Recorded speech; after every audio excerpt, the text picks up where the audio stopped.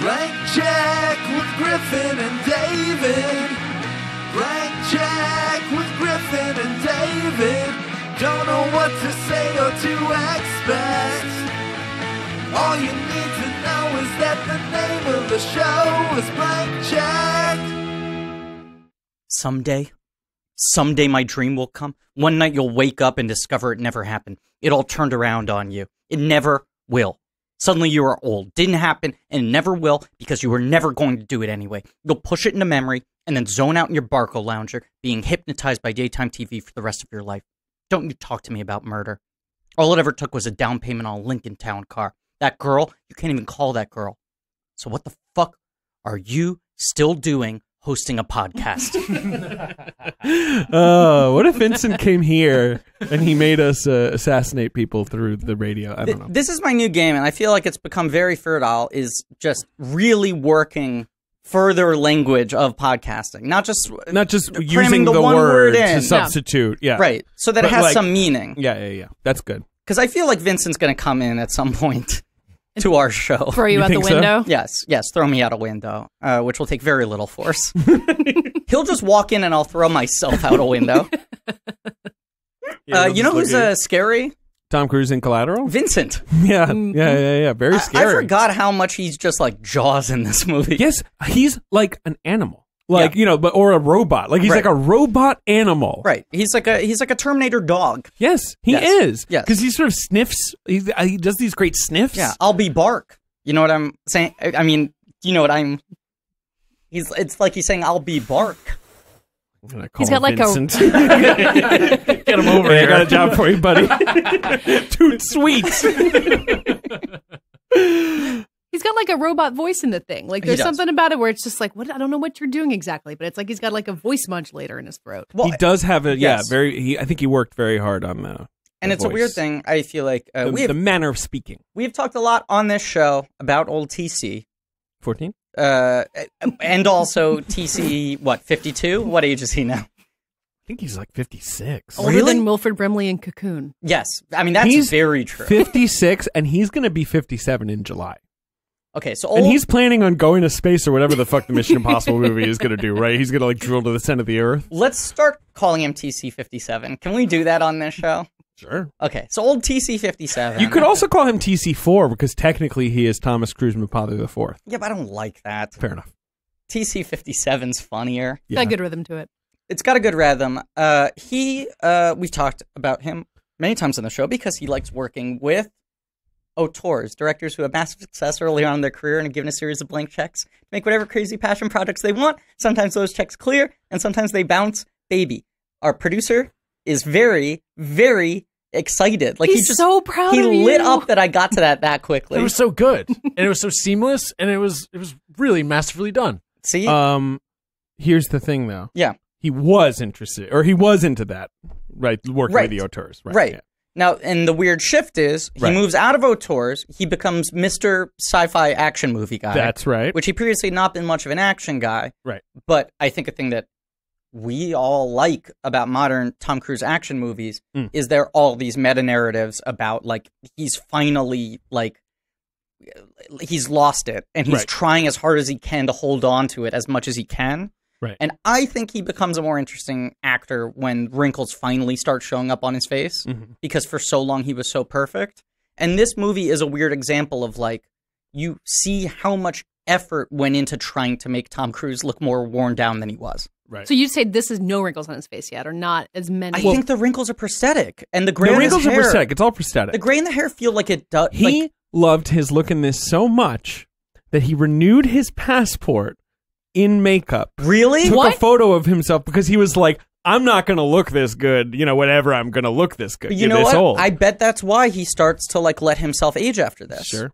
I mean, a little bit. He doesn't look 57. He doesn't, but I also think, like, he becomes a more interesting actor when he has bags under his eyes. When he's in, like, Edge of Tomorrow or the last couple of Mission Impossibles, and you really feel the, like, tension in that guy. He had the, like, youthful, cocky energy for, like, decades. Like, he was, like, was one of those guys who, like, had to fight it. 20 solid years of just, he's the youthful, cocky guy. This is still him trying to fight his innate boyishness. This is him Right. This is Tom Hanks doing Road to Perdition or Yes. whatever, where it's like, yeah, you've never seen me like this before, murdering. Right. You've never seen me murdering. It's crazy that he did this. Yeah. Only in retrospect now that stars at this level don't really do this. It's when you read about who they wanted for him, Right. you know, like Russell Crowe being the big one, you're like, right, those all make sense. Right. Guys who are innately kind of scary. And when you now I just think like, well, of course Tom Cruise did Collateral. He was in Collateral, but yeah, it is he never did a role like this. And what's otherwise. crazy is this is This kind is of also the Magnolia. only movie he Magnolia's dies the in. exception, That's right? like 20 minutes. But yes, Magnolia. this is But kind he's a of, dick in that movie. Not a Right. murder psychopath. Murderer. Right. Yeah. This is kind of his last like big sort of through the sheer so good will in of Magnolia. being Tom Cruise can make a movie that wouldn't be a blockbuster into a blockbuster because the next year is War of the Worlds in the Couch. Yeah, And no, from- that's the crazy thing Right. about this is watching him stretch like this and knowing the fall that is coming for Right. him and that he has since recovered from, which is also crazy. And being like, this was $100 million summer film. Yes, this was an August film. I And it saw worked. It Yeah. worked. It did well overseas. Right. It was a DreamWorks. This was a DreamWorks movie, I Yes. think. Yeah. I think this was when it was still just pure DreamWorks, no other partner. Yeah, 100%. This Yeah. is one of man's cheapest movies. Yeah. One of his which is shortest. One of his shortest, which is funny because it did well Yeah. and doesn't look cheap. Like, No. it looks like it would cost money. and it's long. And it's fairly long. Right. Right. But for him, this is a lean fucking This movie. is tight. This is his only movie that is kind of a conventional thriller in its Manhunter is basic the other elements. one, I would say. But Manhunter is about a broken man who can never Yeah, go home Manhunter again. is crazy. Right. Yeah. Like, but this movie but yeah. has like a traditional, relatable protagonist. One also, it has a one sentence pitch, Right. Whereas man movies usually don't. Yeah. Right. Like man movies are more Right. This is kind of high concept and actually Pretty high functions concept. in the way that the premise implies, rather than most man movies where you're like, oh, it's like these stars doing this. And it's like, yeah, but it's like really about their like inability to connect to other people. right. Right. Which it is. It is, but it's all of those things in a more direct sort of presentation than he usually gives. Yeah. So it was able to work as like a down the middle, like, well, we talked about how it used to be like every August there would be one kind of highbrow action movie Sure. that would perform well. What are you thinking of? Like the Bourne slot, I think Sure. those movies The played. Bornies. Right. There are other ones I'm trying to think of now that I'm forgetting. Well, let me take a look. Okay. I don't know. Pick a year. We talked about this on Little Gold Men a couple weeks ago. Yes, that's when we this talked is airing. about it. I don't know. I knew but- I talked about Yeah, it see, with I someone. was there. And the person I talked about it with Go right from ahead. Vanity Fair and the Little Gold Man podcast, Katey Rich returning for the fourth time. Catherine I'm Rich. so excited to Catherine be here. Rich. Your name is Catherine. It right? is, Yeah, yes. I knew Yeah. that. What's Yeah. your middle name? Hasty. Yeah. I think I knew Whoa. I love it when you guys talk middle names too, because my child, who has been a previous guest on this podcast, his middle name is McGugan, so I always think of Ben. McGugan. that. McGugan. It's the best middle The name. prisoner himself, McGugan. Wow. How was Charlie? Yes. Can we have a Charlie update? Because a Charles fan McGugan. told me, because I mentioned Charlie on the Assassin's Creed episode. Ooh, and I haven't think. listened yet. I mentioned that he loves the movie Sing, which he may not love anymore. No, he does. Okay, Yeah. right. I mentioned that I had a video of him singing My Way. I thought Yes. that My Way was... I can't remember who sings My Way. Seth MacFarlane sings My Way. He's a mouse. Of course he does. The Why old didn't I put that crooner. together? Oh, Right, man. of Y'all want course. to talk sing? Yeah. Oh, man. We can talk Sing in a second. But someone tweeted at me like, it was so nice to hear that Charlie is Oh, yeah, is his- not a baby anymore. It's like, One of our more nice to popular hear a guests. Charlie Yeah. update. And I was like, right, Charlie was like mentioned on the show. He was That's true. part of the His show a life little bit. cycle is part of the So what's show up with now. Charlie? Well, I FaceTimed him before I came in the studio and showed him every bus and taxi and bicycle on the streets of New York City, and he was psyched. So Yeah, that's where we are. He's in the vehicle phase. Oh, yeah. playground. Well, David, last time you saw Charlie, you were in North God. Carolina, and he was just screaming at a cement mixer outside the He, restaurant no, window. but I also took him for a walk at one point. You guys were at the farmer's market or something. We like walked down the street. Oh, yeah. And he was just pointing at every goddamn car and saying it was yellow. And then he'd be like, what the color is it actually? And then he would say the actual color. Yep. He was in that phase where he was saying everything was yellow, you Yep. told me. Well, now that he's really into taxis, so yellow taxis. Yellow That's what taxis. it's all about. Really into taxis. He loved Collateral. He would Sure. love- should have watched this with him. Taxi Brooklyn, Taxi Brooklyn. the show you were on. Which is based off of the French Taxi franchise, which is sort of France's Rush Hour. It's like preeminent 90s action comedy. The premise is very similar to this. Sure, right. It's just like a someone cop gets in a instead of a serial cab. killer. Right, yeah, right. I think it's a cop loses his driver's license. And so he has to have a cab driver drive him around on his case. You know, here's... Which is also the plot of Stuber. in theaters this summer. Right, which is Uber. Right, that's the update is that it's Uber. Right. But that is the plot of that. But yeah, here's some summer grown-up movies from, I picked a year, 2002, that grossed almost 100 million or more. Okay. Panic Room. Mm-hmm. Road to Perdition. Heard of it? Some of All Fears. Sure. I'll say we're talking, there's an April, a May, and I believe a July in there. But they all functioned in that way. Panic Room is the April. July is Road to Perdition. And May is Some of All Fears? That's right. Well, I pulled all three of those, so... How do you know that? Doing great. Oh, boy. Doing great. And a very grown-up movie, Triple X. Right, which was in August. That was the austere August blockbuster. Well, and this year it's Hobbs and Shaw. Oh, Austere is what I think so of you from want me Hobbs to and Shaw. find the August... Right, This is you're what I'm narrowing talking it about. to that very... Because we were arguing, that's why it came up on Little Gold Men, that Hobbs and Shaw has taken that first week of August slot that used to be the austere, and now that has sort of become that Guardians of the Galaxy. It's the Guardian slot now. Yeah. Right. It's like the last big blockbuster of the summer. Right. Yes. If you're either last week of July, first week of August, I would argue the Andy Serkis Planet of the Apes movies ran that slot. Yep. Yeah. They were always last of July, first of August. I want to give you more. In 2003, it was SWAT. Yeah, It's a kind of doesn't. great I'm not grown-up saying movie. that. I don't know what you're agree. talking about. It's a Yeah. great movie for grown-ups. Yeah. That I love. In 2004, it was Collateral. Right. In 2005, what do we have here? David's Looking. And 819 was the 40-year-old version. That doesn't really count. Saw that on a date. Oh, The Dukes of Hazzard. Ooh, for grown-ups. Oh, Jesus. Well, the Remember other that? the other corollary to this is that it's the Help and the Butler slot. Is that you Yeah, got early that's August, it's the right. last You have blockbuster, your and then big it's drama. like maybe a like audience-friendly Oscar contender. I'll say, of course, in 2006, it was Barnyard, the original party animal. Nolan, just had to shout it out. Nolan was almost always the last week of July guy. He likes that last week. So I'd say July. Dunkirk, Dark Knight, Rises, Inception all played that kind of game.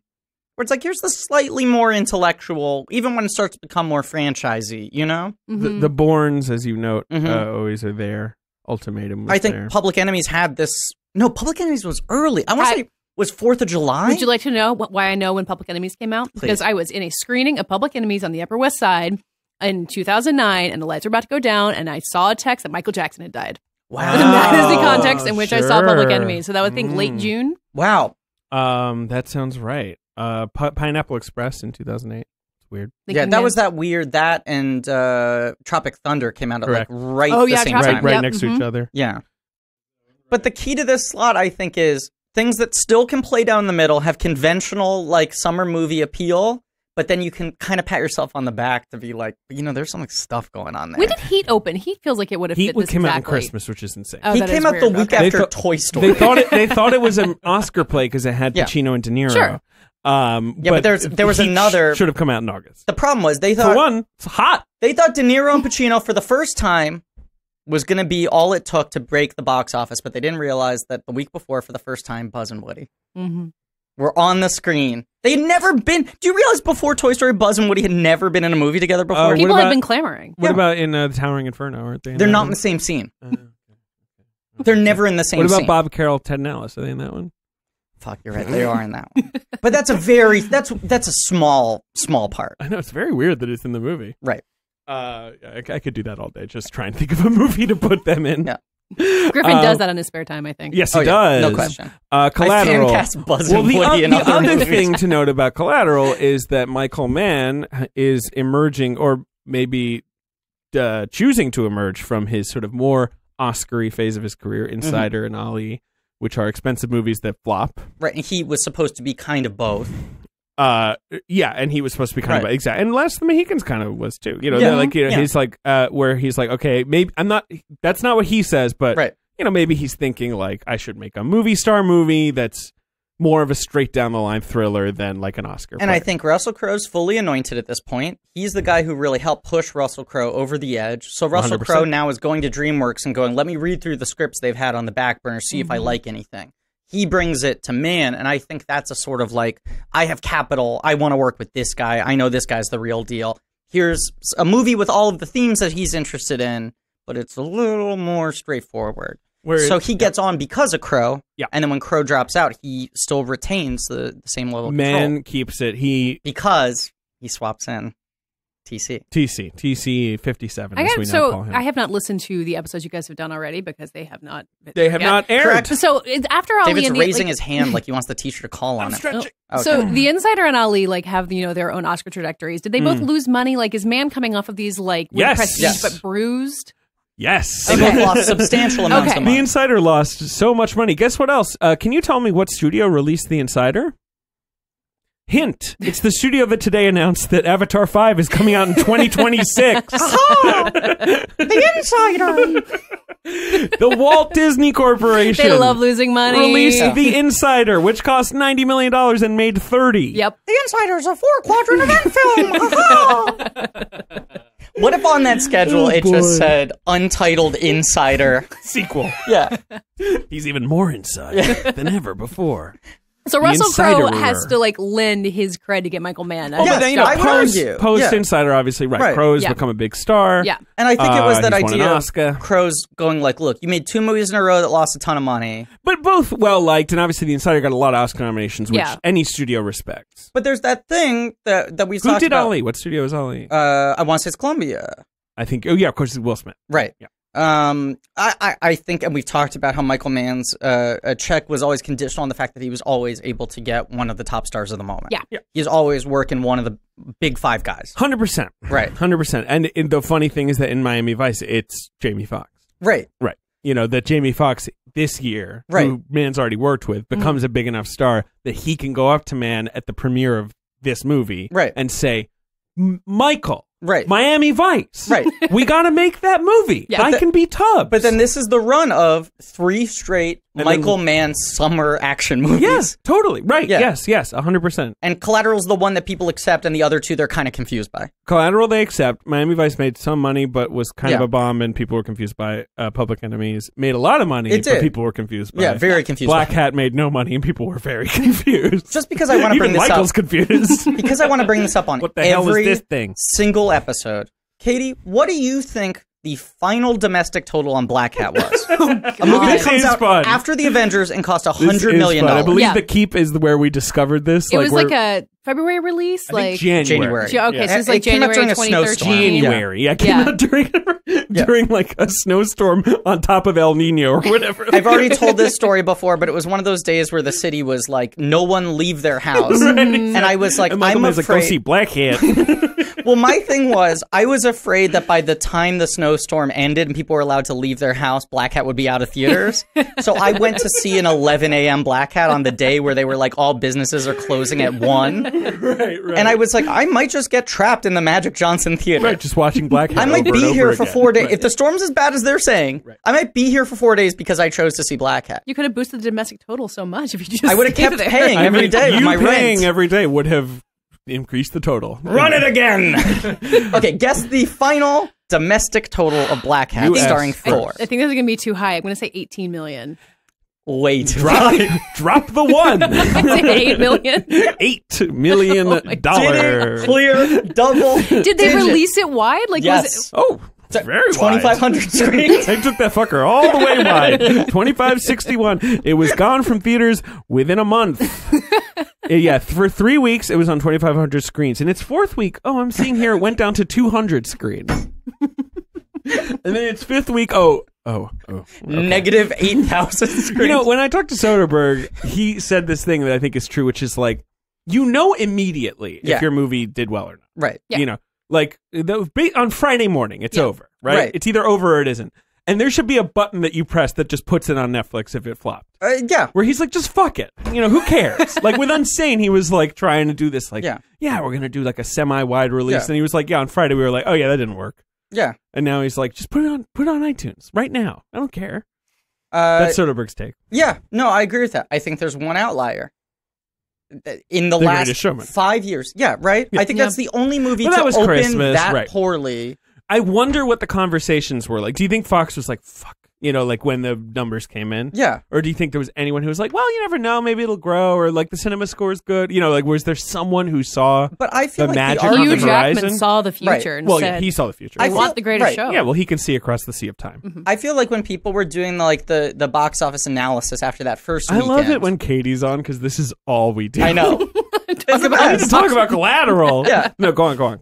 I feel like when it came out and the people were analyzing it after that first weekend, they were like, look, it's the holiday season, so maybe it has a decent multiplier, and it ends up at 60. Sure.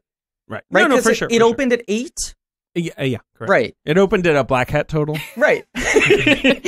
You measure got box the numbers office and in they're black like, hats. fuck, it looks like one black hat. It's a one black hat weekend. We were hoping for a 3 black hat weekend. What if you ever spend like Christmas break, like maybe reading the news less? Like all of a sudden you go back in January, you're like, what the fuck happened with Greatest Showman? Right, like it sneaks up on you. Right, because there was that second weekend where it did 187% of what it did the first week. It had a positive. It didn't drop. So Endgame was 44 black hats, just FYI. It's opening weekend. You're just going to do the math now. But I feel like when people were handicapping it, they were like, look, maybe it has a decent multiplier and it ends up only losing $80 million as opposed to $150 million. But they were like, the only play Fox has here is to try to put it on Broadway. I mean, like maybe they recoup it by like turning it into a Broadway show, but the movie's not going to work theatrically. That logic, man, you spend $50 million on a Broadway show to made no recoup sense. your money. Right. That makes no sense. But people were just going like, I guess Fox is fucked on this one. Well, in the end of the day, if you include worldwide gross, Greatest Showman was 54 black hats. Wow. A full 54 black? 54 black hats. Wow. $434 million. Wow. For the Greatest Showman. But of course, it was the greatest show. It was the greatest show. Which Hugh Jackman does say like 2 seconds. This is the greatest show. And this show. was them. They sang all about it was them. Yeah. Yeah. It was them. And America said never enough. America said Gotta never go back enough. a second time. Right. Yeah, that's true. They even said never enough reprise. Never enough. My favorite song. We had Ben for part of the conversation, and he's gone He's now. out. He's back You out. haven't seen The Greatest Showman? Collateral. No, I don't like musicals. Oh, you creep. My dad hated musicals growing up. I'm gonna Like yell he at your dad. refused. I'm going to yell at your So dad. we were a He raised you non-musical wrong. family. You're and- raising your kid right. Yeah. And I'm so open to learning more about musicals, but I'm very turned off by We them. gotta do a musical series. You got to show him musicals before Cats comes out. I'm Yeah. worried that if he Well, sees Cat, Cats, we'll he'll lose never him. see another. I know you'll never see another one. If we see, That's the thing. Cats lost a generation. Like Cats on Broadway. No, it kind of did. It Like did. so many People people are our like, age. oh, are- that's yeah, what like- musicals are. That yeah, Cats and sucks. Phantom is Yeah, like totally. nonsense. Like I don't 100%. know. Yeah. They don't know. They don't know. Do you like cats, though? It's about cats. What you about do like I have cats. I have a cat named Pig. I met Pig recently, and I was very happy to She's meet her. good. Yeah. We gotta show Ben some of the gangster musicals. Oh, Like sure. Guys and Dolls? Like Guys and Dolls, Anything West Side Goes. Story. Yeah, Oh, yeah, Anything West Side Goes. Story. There's some good crime musicals, Ben. Interesting. Yeah, well, that's Yeah. the West Side Story is kind of a scumbag musical. Oh yeah, a bunch of ruffians. Okay. You know, Marlon they got Brando knives. and Frank Sinatra. Yeah, that's Guys and Dolls. That's Guys and Dolls. There's a character named Nicely Nicely. Okay. Wow. Yeah. All right. I'm getting more on board. And you know what? I wish Also, that movie was better. It's Yeah. just okay. I've been Yeah. hanging out with somebody. I'll give her a shout out, Nelly. She's into musicals. Wow. So I think I Huge. might. This is insane, Ben. Wow. You better mark the time in case you need to delete this. Yeah. And she's been saying that This she's going to qualifies show as me a Benny about. on the record. She's going He's making to a show big me prediction about 3 months from now.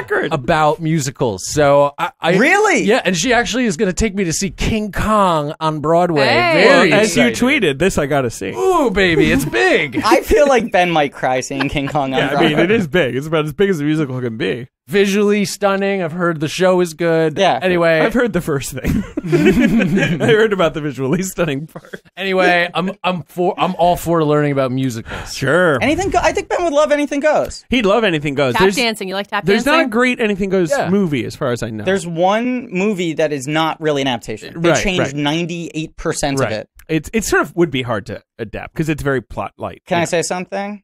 I think you have, but go on this podcast. May I say another thing, Yeah, please? no. I know. Go ahead. I've kind of always been like, I'd like to direct Anything Goes movie. Go for it. Because it's kind of one of the only classic ones that hasn't been done. Hasn't and I'm been, like, right. it doesn't feel like someone's rushing to do it. And I'm Yeah. like, I could maybe like 15 years. The from closest now. we've gotten is the Daddy's Boy musical number in Kimmy Schmidt. Yes. On the boat. Yes. That is one of my favorite jokes in the history one of of the best television things that is when ever the movie is starting again Yes. and Robert Osborne realizes that. Daddy's Boy again? You know what Kimmy Schmidt has? Jokes. Such good jokes, especially those first. But honestly, even the like slightly weaker last 2 seasons, like just great jokes. Yeah.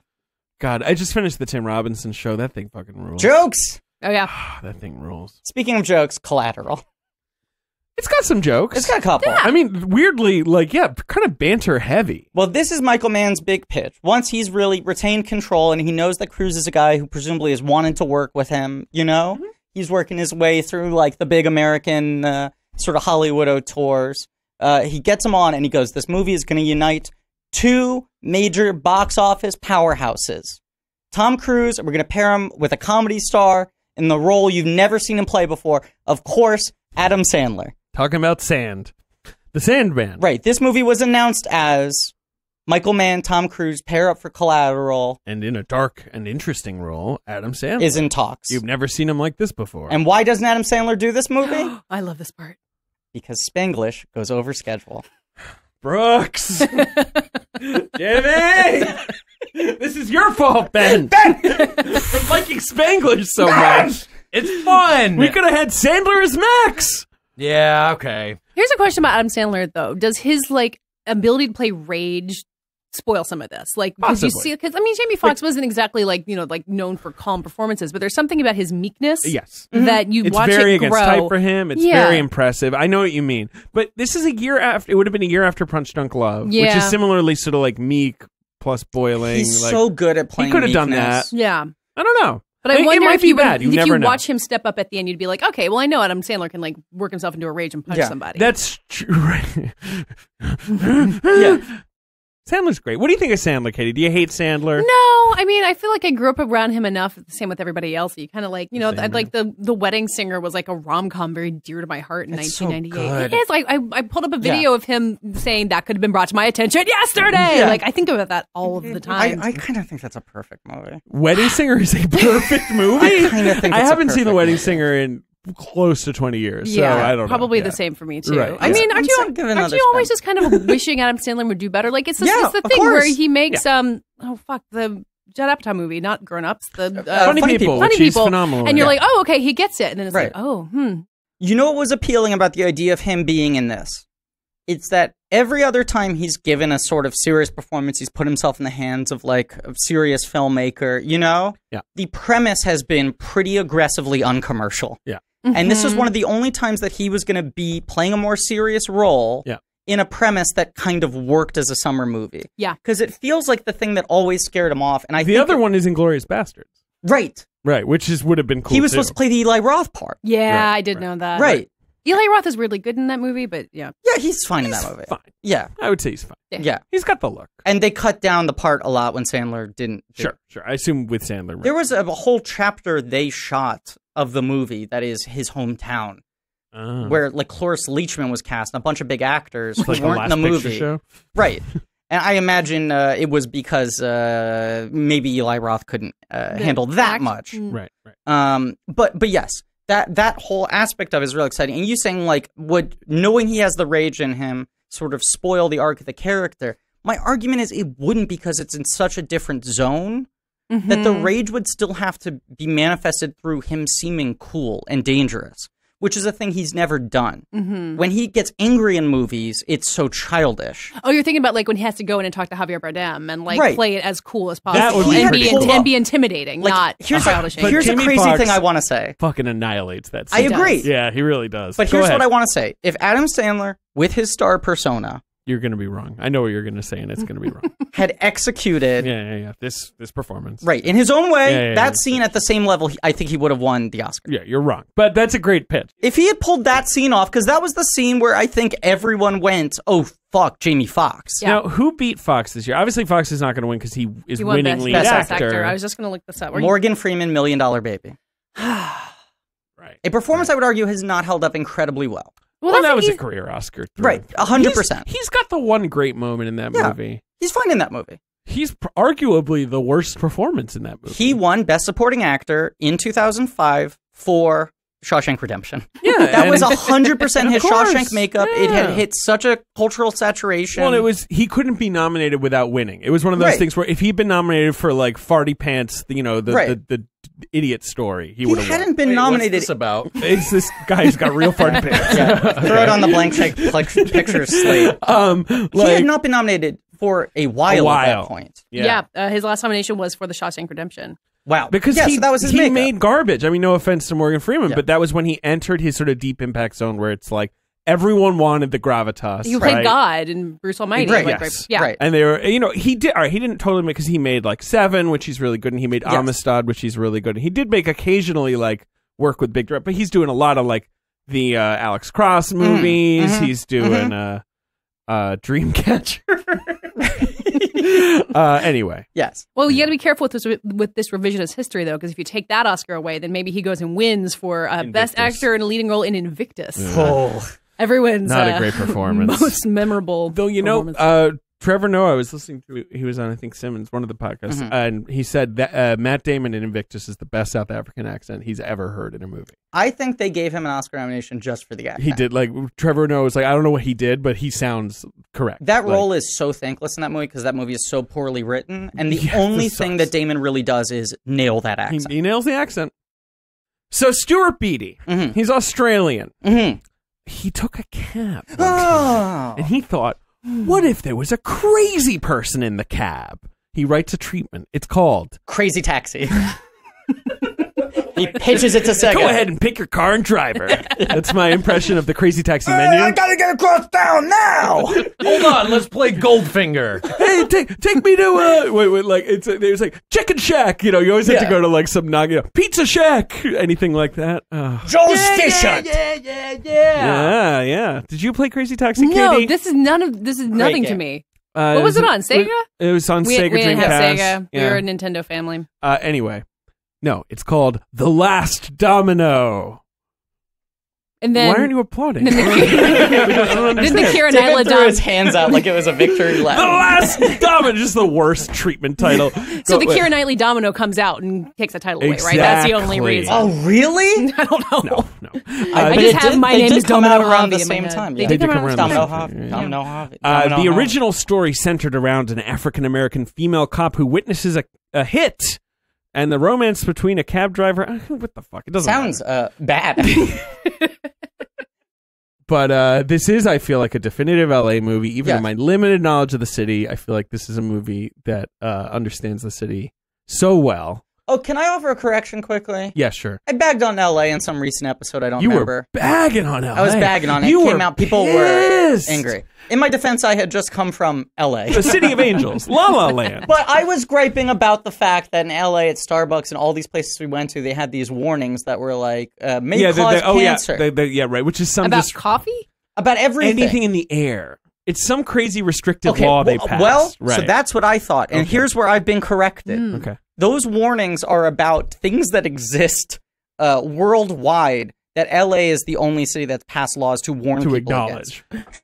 Oh, shit. Katie's phone's going Never off. mind. That was Katie's phone's going my off. Spotify started your playing. Spotify's going off. Yeah. What are you listening to? Vampire Weekend. The new new album. one. Yeah. The new fella. I am in love with Ween right now, and I can't stop. I was listening. I found a Spotify playlist called Jock Jams. That was my walking music today. Are you sure that's a playlist and it's not just the album Jock Jams? A tape that made its way from 1993? No, it's things like, it's like Lose Yourself, Black Skinhead, like any music that like an asshole listens to in the gym. So it's essentially what would have been Jock Jams 24. Exactly. Mm-hmm. Okay. Ding dong. Oh, who's that at the door? Ding dong. Ding dong. Ding dong. Okay, I'm getting it. I'm getting it. No, it's fine. I can get it. Okay. Creak. Hello. Someone breathing. You talking to me? Hello.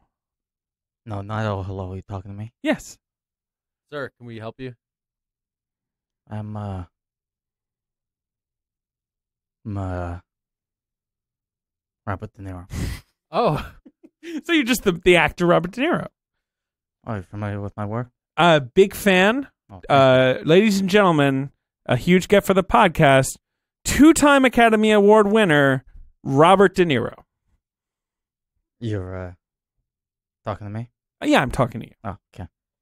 Ben, don't you think so? This is a huge get for us. Yeah. He's really famous. Robert De Niro's a great actor. Robert, are you sure you could do a whole episode with us?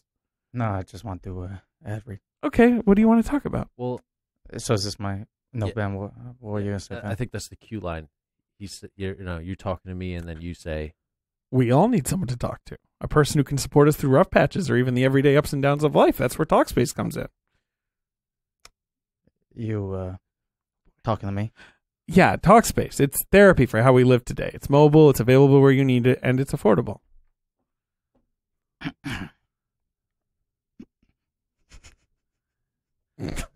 What's going on, Robbie? Bobby, sorry. I just want to clarify. You talk to me. Look, Talkspace online therapy makes taking place of your mental... Jeez, you're really throwing me, Robert. Sorry, big star. Talkspace online therapy makes taking care of your mental health more affordable and convenient than ever before. You simply provide your preferences for therapy, and Talkspace will match with one of 5,000 therapists the very same day. You can send them unlimited text, audio, picture, or video messages from anywhere at any time. I'm throwing you off? Yeah. That's weird. I mean, you know, consider one of the greatest living screen actors. That's true. 2-time Academy Award winners. That's true. Said. Both deserved. You think are you implying almost that I'm a bad fit for a sort of loose, freewheeling comedy show? Not at all.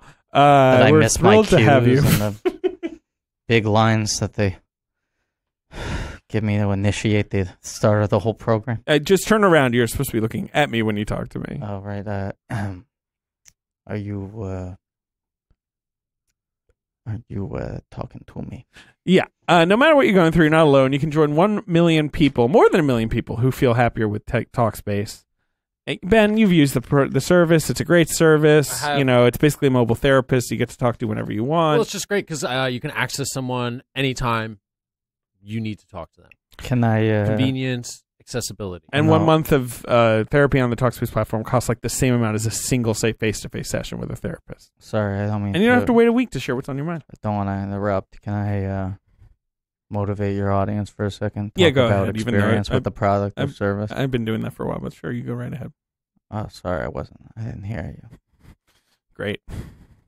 I love to talk.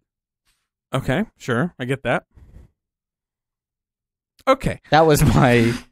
All right. I was just catching up on some stuff while you were doing that. Okay. Talkspace has more than 5,000 licensed therapists who are experienced in addressing the challenges we all David, face. sorry not to give you a note. You got to do the call to action. That section's mandatory. That's what I was doing. Sorry, I didn't know. To match with your perfect therapist for a fraction of the price of traditional therapy, go to Talkspace.com, make sure to use the code CHECK to get $65 off your first month and show your support for the show. That's CHECK and Talkspace.com. $65 off. So you write a check? Yeah, you write a check, Robbie. No, you use the promo code CHECK. It's going to give you $65 off your first month. No, I mean, I got that. I'm not a fucking moron. I mean, you write a check for me, right? I agreed to do your ad read. Yeah, that's right. That's right. Ben, can you take care of that? You've got the petty cash, right? Entire city blocks in Tribeca don't come cheap, okay? Why do you think I'm coming in here? There's a reason I won't do a full episode. You want me to do 2 hours with you drugs? Wow, this is the intimidation I want. This is impressive. Yeah, because I'm done with my job.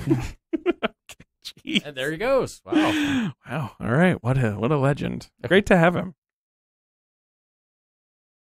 Are we back in? Yeah, we're back. I want to say this. Oh, that was weird. That thing that definitely just happened in the studio in real time. Maybe we didn't even sell an ad. Who knows? And that was even weirder. It was an ad for Jock silence. It works either way. It was a perfect Then we have to outro. record an ad that's like, hey guys, we didn't record an ad, but right. Just do something weird. And then I'll look correct. All right. Jamie Foxx, Max Durocher. Yes. He's a cab driver. He's meticulous. Here's the thing I love in this movie. You start with him checking the lights, Everything. you know? The cleanest cab in Los Angeles. Mm-hmm. Here's the thing I love about this movie. I think this is one of the only movies where a quote-unquote normal guy looks like a normal guy. His outfit is so fucking good in this movie.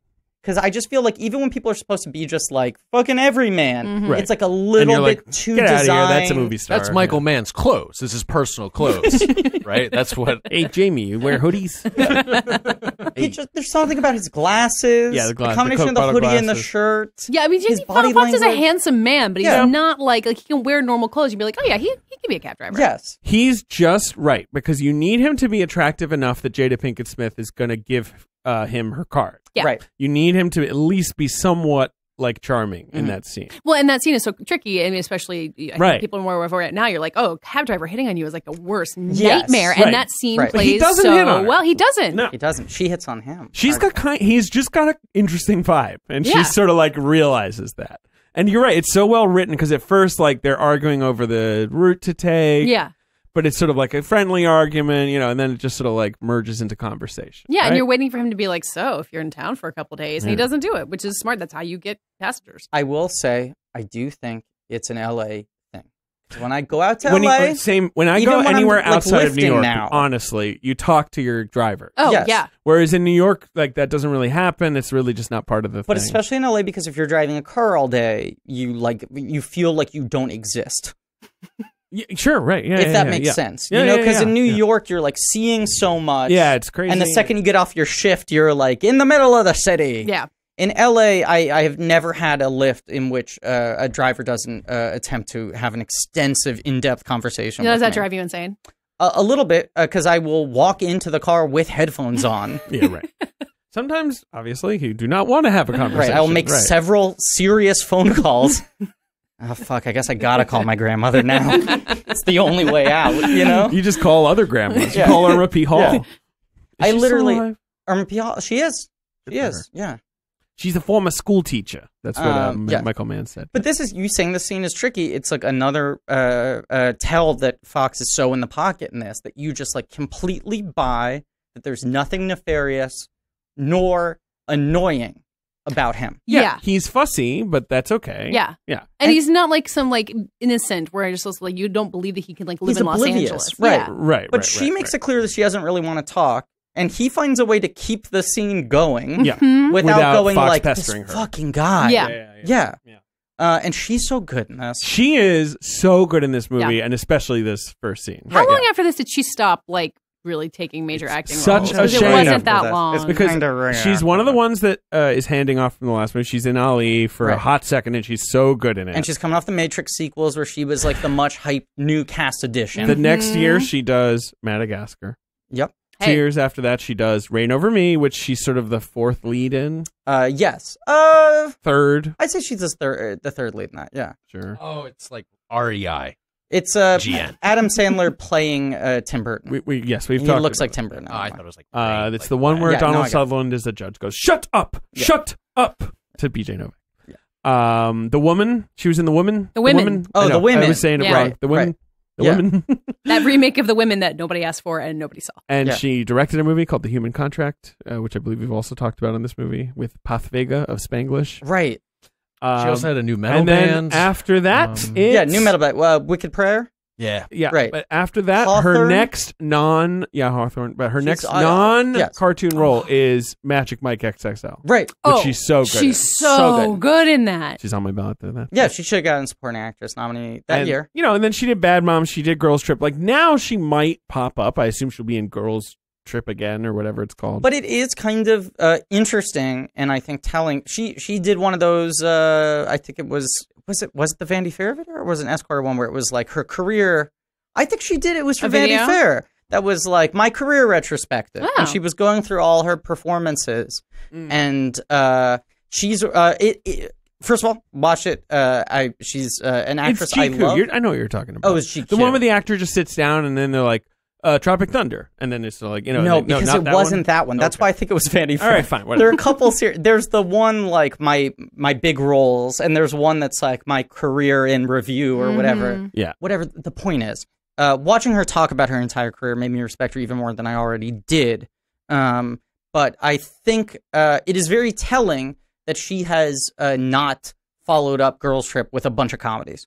She doesn't need to. She doesn't have She doesn't to. want to. It's that Right. thing. And when she was like, my favorite role I've ever played is Fish Mooney in Gotham.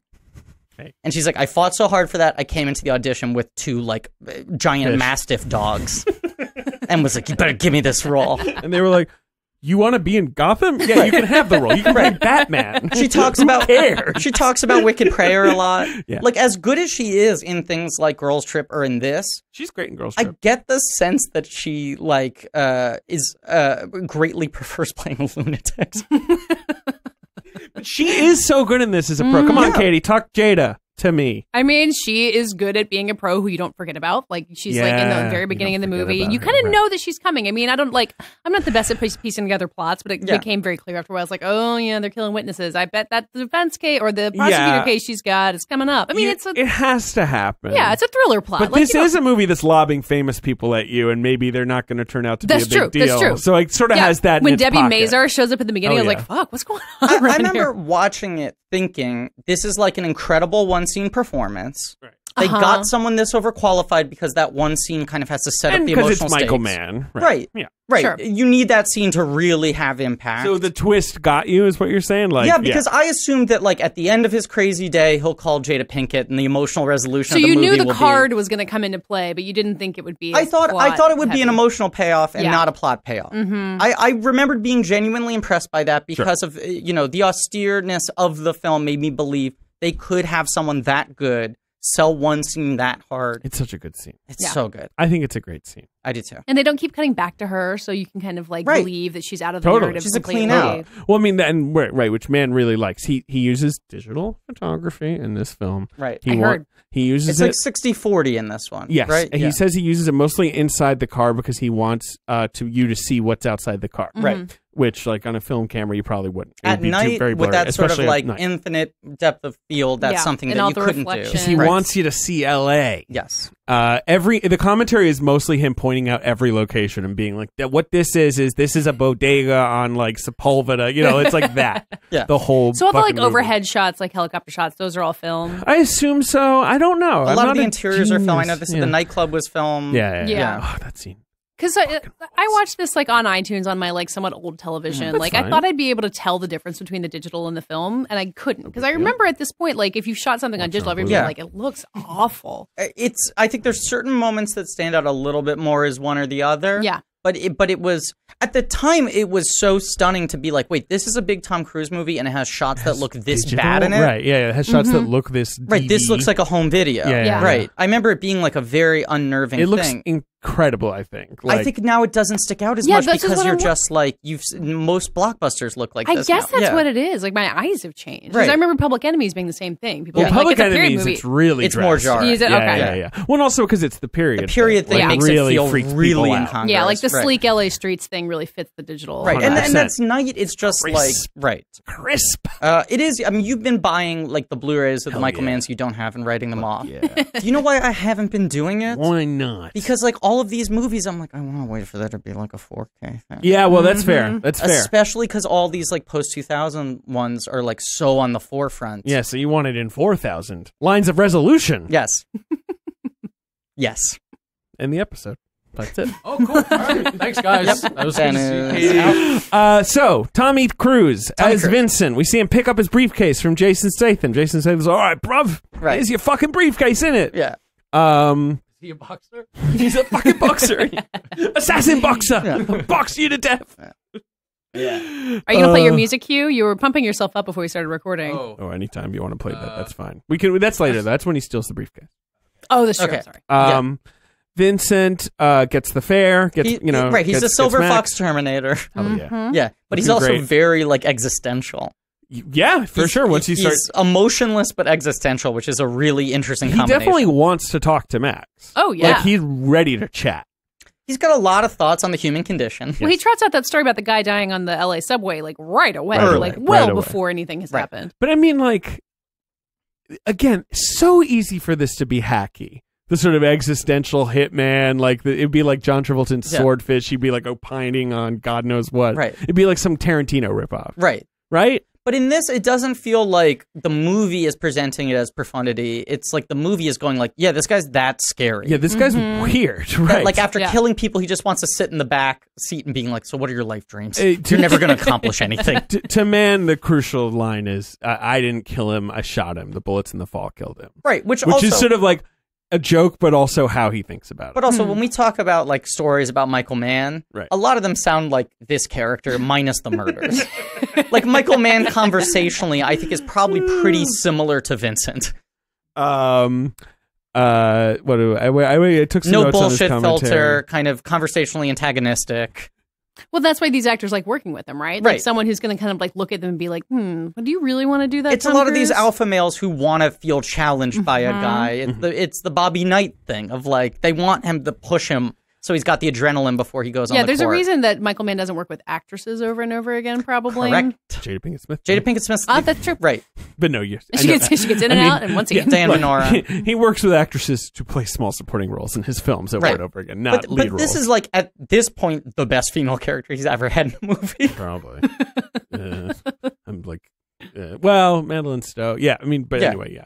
I think it's important that Vincent and Max bond over their shared obsessive compulsiveness. Yes. Like Vincent likes that Max knows the traffic lights, so, like basically, you know, that he's but like, it's 7 minutes, great. not 6 minutes, not 8 minutes. Yeah. And there's the beautiful thing, you're repeating it because Jada Pinkett, while doing all her work in the back seat, is angry about his sort of know-it-all control of the thing. They make the bet about it, which is cute. Right. And then it pays off with them starting to bond because he was proven right. Tom Cruise, when he sees that Jamie Foxx was right, is like, you know, like he just sort of like, yes, 100%. Yeah, he's like a fellow Terminator professional. eyes Like, into him. He's not some hapless guy who's like, being dragged along. Like he is a pro at what he's doing. He's gonna be able to drive that cab around LA all night. It's its own form of a meet cute because this is the That's one what it thing. Is. And we've already seen the Foxx Pinkett meet cute where Foxx talks about island limos. He talks about the little postcard he has. All He that gives her stuff the is nice. really good. Yeah. I feel Jamie melt when Jada's eyes look up at him. That's something that Michael Mann says during the commentary in their flirting scene.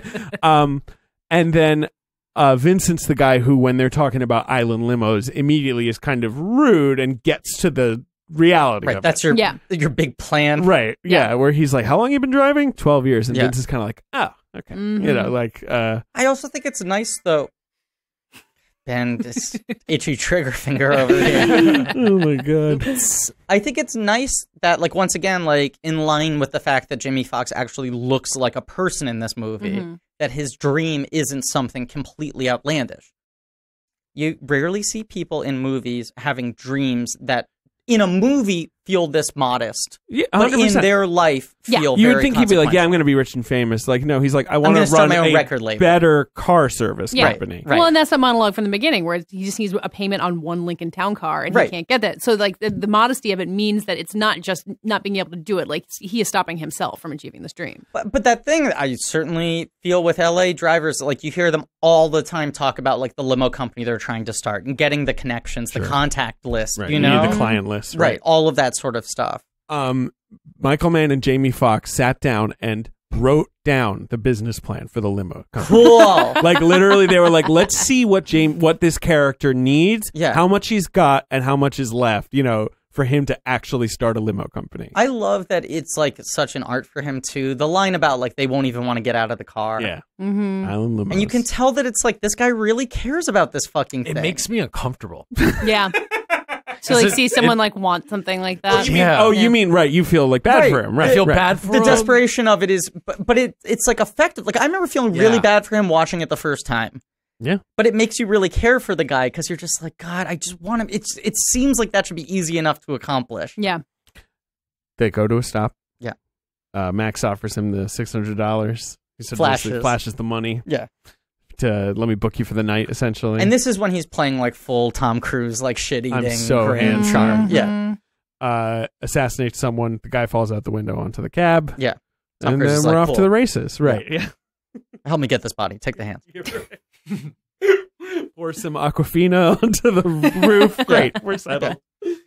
Yeah, you kind of get the idea that Vincent sort of like likes testing the boundaries of his existence. You know what I mean? Well, like he wanted the body to fall on the car. He could do this better. Like he doesn't need to take a cab. Like he could probably get a car, but like also, an unmarked car or whatever. What are two things we find out later in this movie? One, he does it all the time. Right. This is his he modus loves operandi. To do the cab thing. Right. The cab thing. Right. And two, he never meets any of the people he works with directly. Right. Other than his targets, he keeps himself clean.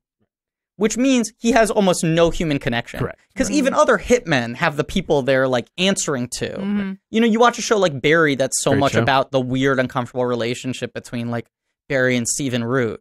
And this, he refuses to meet the Stephen Root. Right. So you have to imagine, aside from just having like a good alibi, a clean person to pin it on, he also cherishes that, like, 100%. whatever dumb cab driver he gets Yeah. for the night is the only human connection he has. Yeah. This guy doesn't have a sex life. This Probably guy doesn't not. have a family that he talks to. He's such a professional that he has given up on all of those. Yeah, he's Right, like yeah. Robert De Niro in Heat dialed to 1,000, where Right. it's like he really has nothing. But it's the same thing as the Baba Shaka Henley thing, where it's like, how much Barry of this... Shabaka Henley. Always get his name wrong. Andy Levi. Boy, that was embarrassing. Levy? I can't remember what you did. I did Levy, Right. right, like Eugene. It's that thing where it's like, I think he knows that he's going to close that loop. So the only people he can get to know are the people he's going to kill or who he's going to send to the slaughter to be arrested, you know? Mm-hmm. So he cherishes the fact that he can actually talk to them. So it's like, how much of the Henley thing is him just waiting for the bar to clear out, and how much of it is him going, I want to get there early so I can have 2 hours of conversation with a guy who knows about jazz? Because I think he genuinely likes that conversation. Oh, he Yeah. loves that conversation. Yeah. It's Right. the one killing he shows regret for. You can tell he feels kind of bad. The Right. line, what a great story. Yeah. It's, Yeah. Oh. I mean, TC kills the line reading it, TC and it, like, episode? I love it. It's so good. I rewatched that one line when I Yeah. watched this movie. Well, and that's like the star persona that he's so famous for, where he looks you in the eye and you're like, I believe anything that you'll tell me, like the cult leader thing. And he says that in that moment, and you're like, I do think you thought that was a great story. There's a beautiful thing that when, like, they don't change the eye line, when Jamie Foxx gets wise to what's going on, Tom Cruise never breaks eye contact with Henley. No. And Jamie Foxx is saying stuff, and I'm like, come on, man, you don't have to do Right, this. right. You can send he them never away. looks at Max. Uh-huh. And so often the way you would cover a scene like this is you would get a new angle Yeah. where even if Cruise isn't breaking eye contact, you would get the shot from Fox's POV Yeah. where you're watching the guy looking off, not towards you, saying things. Yeah. But instead you stay in the shot that's like Henley's POV, Right. where it feels like Tom Cruise is staring at you and he is talking to a third person who he's not looking at. And it's terrifying. He's a monster. The man said, I mean, Cruz is very, like, anytime he's looking at something, it's because he's looking for the cops. He's looking for anyone who's noticing him. Anytime he shoots someone, he immediately checks every angle. When he's going to kill Henley, the only time he looks away is when he's checking that the waitress is gone. Yeah. You know what I mean? Like, you want him to understand that this guy has, like, cameras in his head, essentially. Yeah. Like, that's how evolved He's got he the is. Terminator RoboCop vision. And he's also shooting live rounds, which apparently Cruz had never done before. What? Because no one does that. Right. But Why? man in the commentary is like, it just feels different from blanks, you know, if you're shooting a real gun, the lethal force in your hand. Oh you my know. God. Well, also, everyone in this movie who's not Tom Cruise or Jamie Foxx or whoever is some fucking cop or gangster that Michael Mann knows. The other half of the commentary is like, that big guy over there is like this guy called, you know, Jimmy the Big Shot. You know, I met him making robbery, homicide division. He mugged me, pulled me into an alley, put a knife to my throat. I offered him an under 5. He got his SAG card. Oh, The my So then Bears. if that happens, then when Mark Ruffalo shows up with his...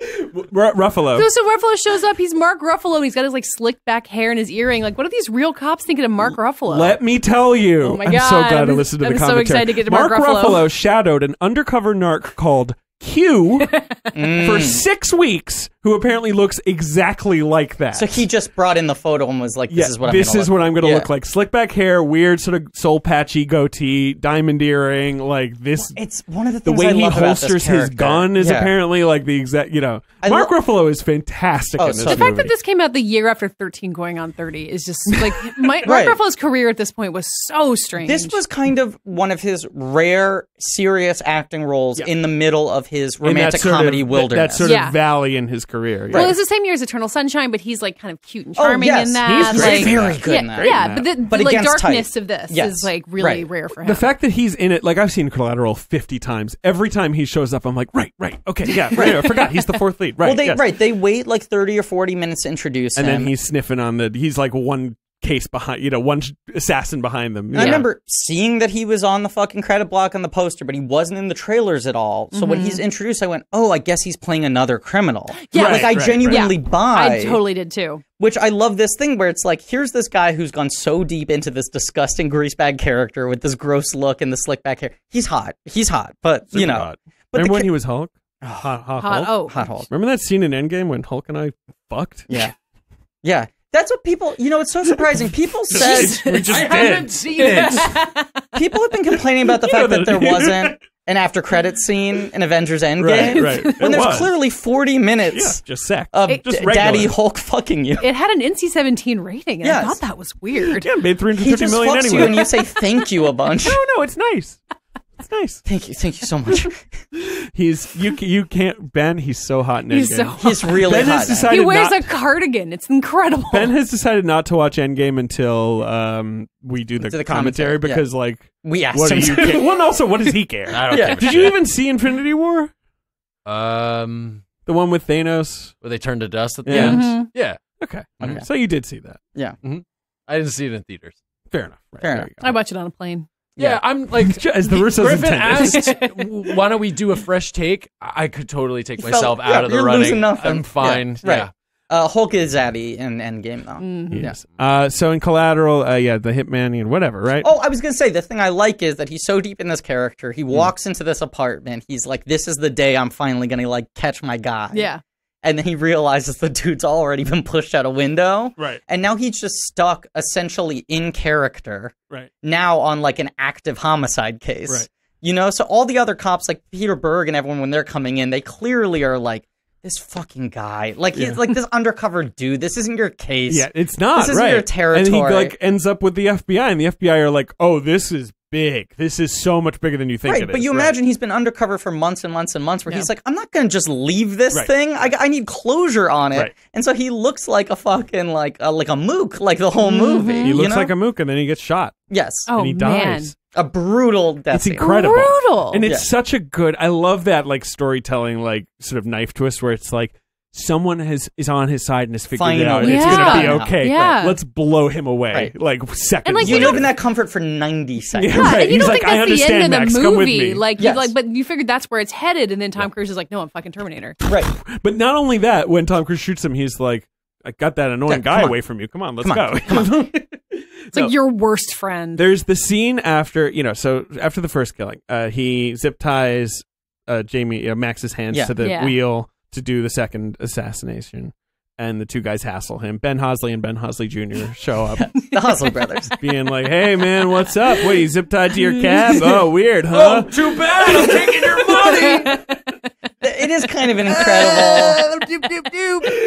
When he's like, give me your wallet. And he's like, I can't. My hands are tied to the steering wheel. He goes, did you hear me? I said, give me your wallet. Clearly, you don't hear me. Right. But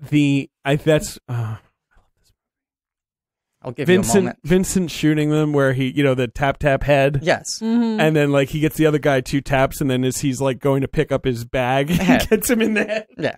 He's got a style. Not even looking at them, just checking his sixes. He's got a signature. Yeah. It does seem like someone should have heard those gunshots. They're I don't loud. know how criminal LA was in 2004, but there's a lot of people right around the corner. That's true. And no one's walking. That's the other thing. Yeah. I think he's more checking to see if someone's calling. Yeah. Your fear would be someone calls it in. Yeah. But at that point, you're gone, I guess. Right. But then there's it happens right before this when Cruise makes him call his supervisor. I think it's the supervisor right. calls in. Oh, well, that's that. Yeah, the supervisor scene. But there's also the cops.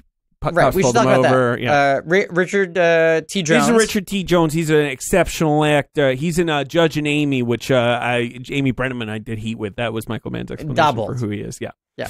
And then the other guy is a real cop. Okay. Yeah. Who arrested Michael Mann.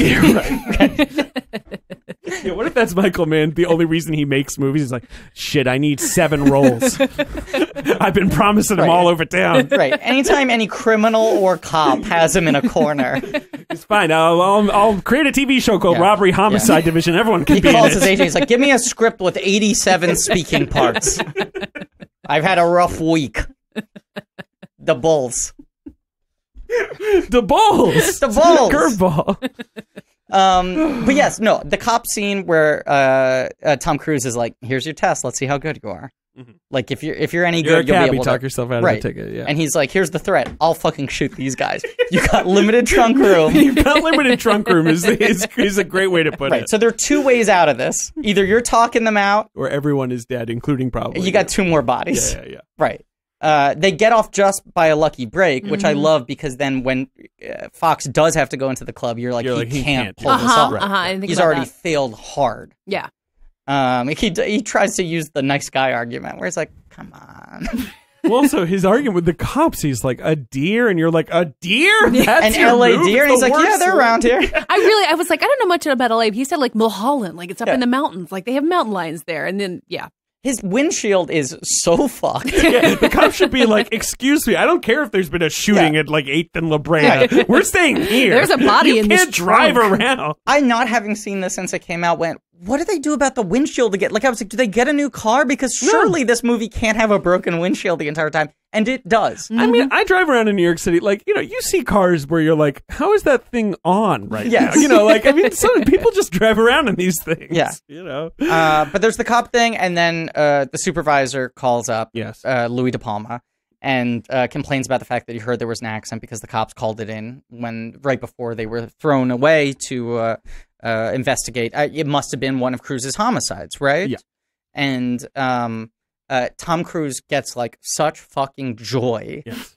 In annihilating this guy. Yeah. In just dragging this guy to pieces. Right, and Fox's hands are literally tied. He can't, like, pull the phone away from him. He has to say whatever he wants to say. Right. But it's also this weird aspect of Cruise where it's like, he knows the law that well. Right. You know, there are all these subjects that he clearly just, like... Well, also, he's so confident that he can just argue anything, Right. and you're just going to go And that's for another it. Tom Cruise thing. Like, Very even much. when he's playing this scary guy, he's like, yeah, okay. Right. It's like, what if an assassin got in your cab, and he was a psychopath, and he had to kill all these people, but he was also a super charming movie He had the star. charisma of Tom Cruise. Right. But also, he might kill you. Yeah. But it would be very charming Very that he likely. killed you. Right. Very Yeah. You like, as you died, you'd be like, that guy was charming. Like, Right. that would be your last word. All right, the boss thing makes me wonder about like the big thing that I don't think is a critique, but I wanted to like bring up in the context of all this because Here you we watch go. as the movie goes on, you watch Max kind of slowly turn into Vincent, like imitate him and like step up into it, and it feels like there is a level of saying that that's him stepping into like masculinity, like what it is saying about Vincent as a man and then Max as a man, and how Sure. he's kind of like he can get up and he can save the woman and he can have the shootout. And I think it's not uncritical. Like, it's critical of Vincent, obviously. Like, this guy's Yes. a Terminator. He's scary. The but movie is right. It's not positive on him. And I don't morally. love man-up movies in general. As Yeah. I would I know call what you're them. saying. I feel like what it you're saying. falls into a little bit of the man-up thing, especially when Jada Pinkett Smith comes in at the end. I would And I think especially because it ends so abruptly after that point. But Yeah. my argument against that is the ending, which is not like Jamie Foxx confidently stalking away, but him and Jada like hugging each other, looking so frightened, like Yeah. sort of stumbling through the streets, and then man's like, "That's it." I would agree. That's the Yeah. one counter is Like, that the was classic terrible. Michael Mann thing is the triumph at the end of a movie is going to break that person for the rest of their life. Yeah. Like almost every Michael Mann movie ends with having watched so many of They them. definitely aren't going to go on a date now. Right. I don't think their date would be very good. It would be Right. like, anyway, so what do you do? Do you remember the assassin? Yeah. He was in the building. Right. He cut the power. But almost every Michael Mann movie ends on a note of just like, and what are they going to do the next morning? Yeah. Right. You know, like how do they wake up and feel about themselves, even if they quote unquote won? But the mom. Yes. Oh, yeah. Vincent responds to hearing about his mom. Right. The Henley scene we've already sort of talked about. We but it's talked about so that scene. fucking good. And I love the distinction in his question isn't where did he study? Right. It's where did he learn to play music? So Right. Henley's so confident that Juilliard's the answer. But a guy like this is Vincent's so like, "That's particular not where about the he distinction. learned. He learned from Charlie Parker. Right. But you know that he's going to have the wrong answer no matter what. Oh, of course. sure. Right, because he's testing this guy's perception of the world. It's not about his knowledge of facts. He's got to shoot him. It's about how he perceives things. Although when Henley's like, I walk out of this club, I'm going to be so gone, you'll think I was dead. You're like, he's right. He's going to. Yeah. Oh, yeah. What did man say about jazz? Oh, he fucking talks about jazz for like I 40 minutes. figured. He's like, There's just something about he's basically the he's like jazz in this. Vincent was a countercultural kid. Is man's take on the character? Okay. Whose dad was strict and authoritarian. Right. But his dad, having grown up in the era, was probably into jazz. It was probably like one of their one intersections. Sure. Like, man talks about that for a while. He talks about all kinds of shit. He talks about how like Damon Wayans. Just that. you know, like this is in gangland territory. This is actually a border between this gang and that gang. Like he's a dork, Yeah. you know, for that shit. But I could just tell man loves jazz. Oh, yeah. Yeah. Yeah, I love that scene. I love that scene. Irma P. Hall, come on, the mom. Right. This is Tom Cruise's like best acting. Right. This is the second call from the dispatcher. Yeah. That Foxx goes to his mom every single night. And Vincent's like, you got to do that. The routine. What are you talking about? Like, Foxx is like, the second you came into my car with a loaded gun, my routine was disrupted. And Cruise is like, no, the routine is more important now. He's like, what are you talking about? We can't throw them off. But also he says that thing, like, she carried her in her room for 9 months. He like, looks at him like a maniac. Get her flowers. Yeah. Right. And Max brings the flowers. She's like, why'd you get me flowers? She's being a pain in the ass. And then he's like, Vincent, got the flowers. And she compliments the flowers. And you see Tom Cruise just get so excited. Yeah. You see Vincent like sort of stiffen up and like pay attention. He's not paying attention at all. He's kind of like, whatever, like, let's get this over with. And he said his mother died before he can remember her. That's what he said. He grew up in a single-parent household with a father who he did not get along with, who was abusive. Yeah. So you imagine this guy was like, spent his childhood fantasizing about what it would be like to have a mom. I love it. It's a little, as Katie might point out, retrograde. He's like a mama's boy and therefore has to... Yeah, he's a mama's boy, so he's sort of like a little like henpecked in that sort of weird way. And Vincent's like, didn't have a mother, and that's why he lacks a soul. But I also... I mean, as a mother, yes. That's right. I mean, you are imbuing your child with a soul. Souls, yeah. Correct. Otherwise, they'll turn out You're like raising a couple Maxes. Yeah. Yeah, a pair of In Maxes. a world of Vincents. No, the other thing I was going to say, though, is that I think Cruise's big thing isn't man up. It's like, stop lying to yourself. Like, Cruise is fascinated by these lies that people tell themselves. Right. Yeah. This like neat categorization, You're not easy run answers. A limo company. Right. Yeah. Right. It's like he's lie the to only your one mother. who sees the world clearly. Yeah. And so the thing he doesn't respect is that he's lying to his mother and that he's lying to himself. But like what Max sort of correctly responds with is like, you don't have to deal with my mother. I have like a complex human relationship with her. Yeah. And Vincent's like, I don't understand what you're talking about. But Cruise's whole thing is he's impressed with Max the second he realizes that Max is that good at being a cab driver. Mm-hmm. The moment he loses respect is when he's like, I'm not really a cab driver. This is just to fill in the gaps. Right. So he's like, be a pro at the thing that you were doing. There's nothing wrong with your job. Yeah. There's something wrong with the fact that you're telling yourself that this is a part-time, temporary, short-term thing. But as Irma Hall is distracting Vincent, Max grabs the briefcase, runs away. Now, what is his plan here? I have no idea. Yeah. He's just being a maniac. Yes. Mm-hmm. You want to play it? This is my favorite music cue. I was just getting... It is so upsetting, because when he starts running, I'm just like, this doesn't help Where will this go? Right. And when he throws it over the overpass and you see all the shit fly out, I'm like, fuck. Yeah. James Newton Howard's score. Mm-hmm. It's incredible. Ben's just playing it up. Just holding Shouldn't his it just phone up play to him? through the rest of the podcast and make it feel more intense? Yeah, that's definitely not a copyright issue. You can play 30 seconds of anything. If we talk over it, which is what they say in Hollywood Handbook, the bots won't pick it up. Oh, okay. Yeah, okay. So we're totally fine. So then this is... we just have to talk the whole time. This is the sadistic prankster element of Cruise, is he doesn't, like, he responds with, like, bewilderment that Foxx would do that.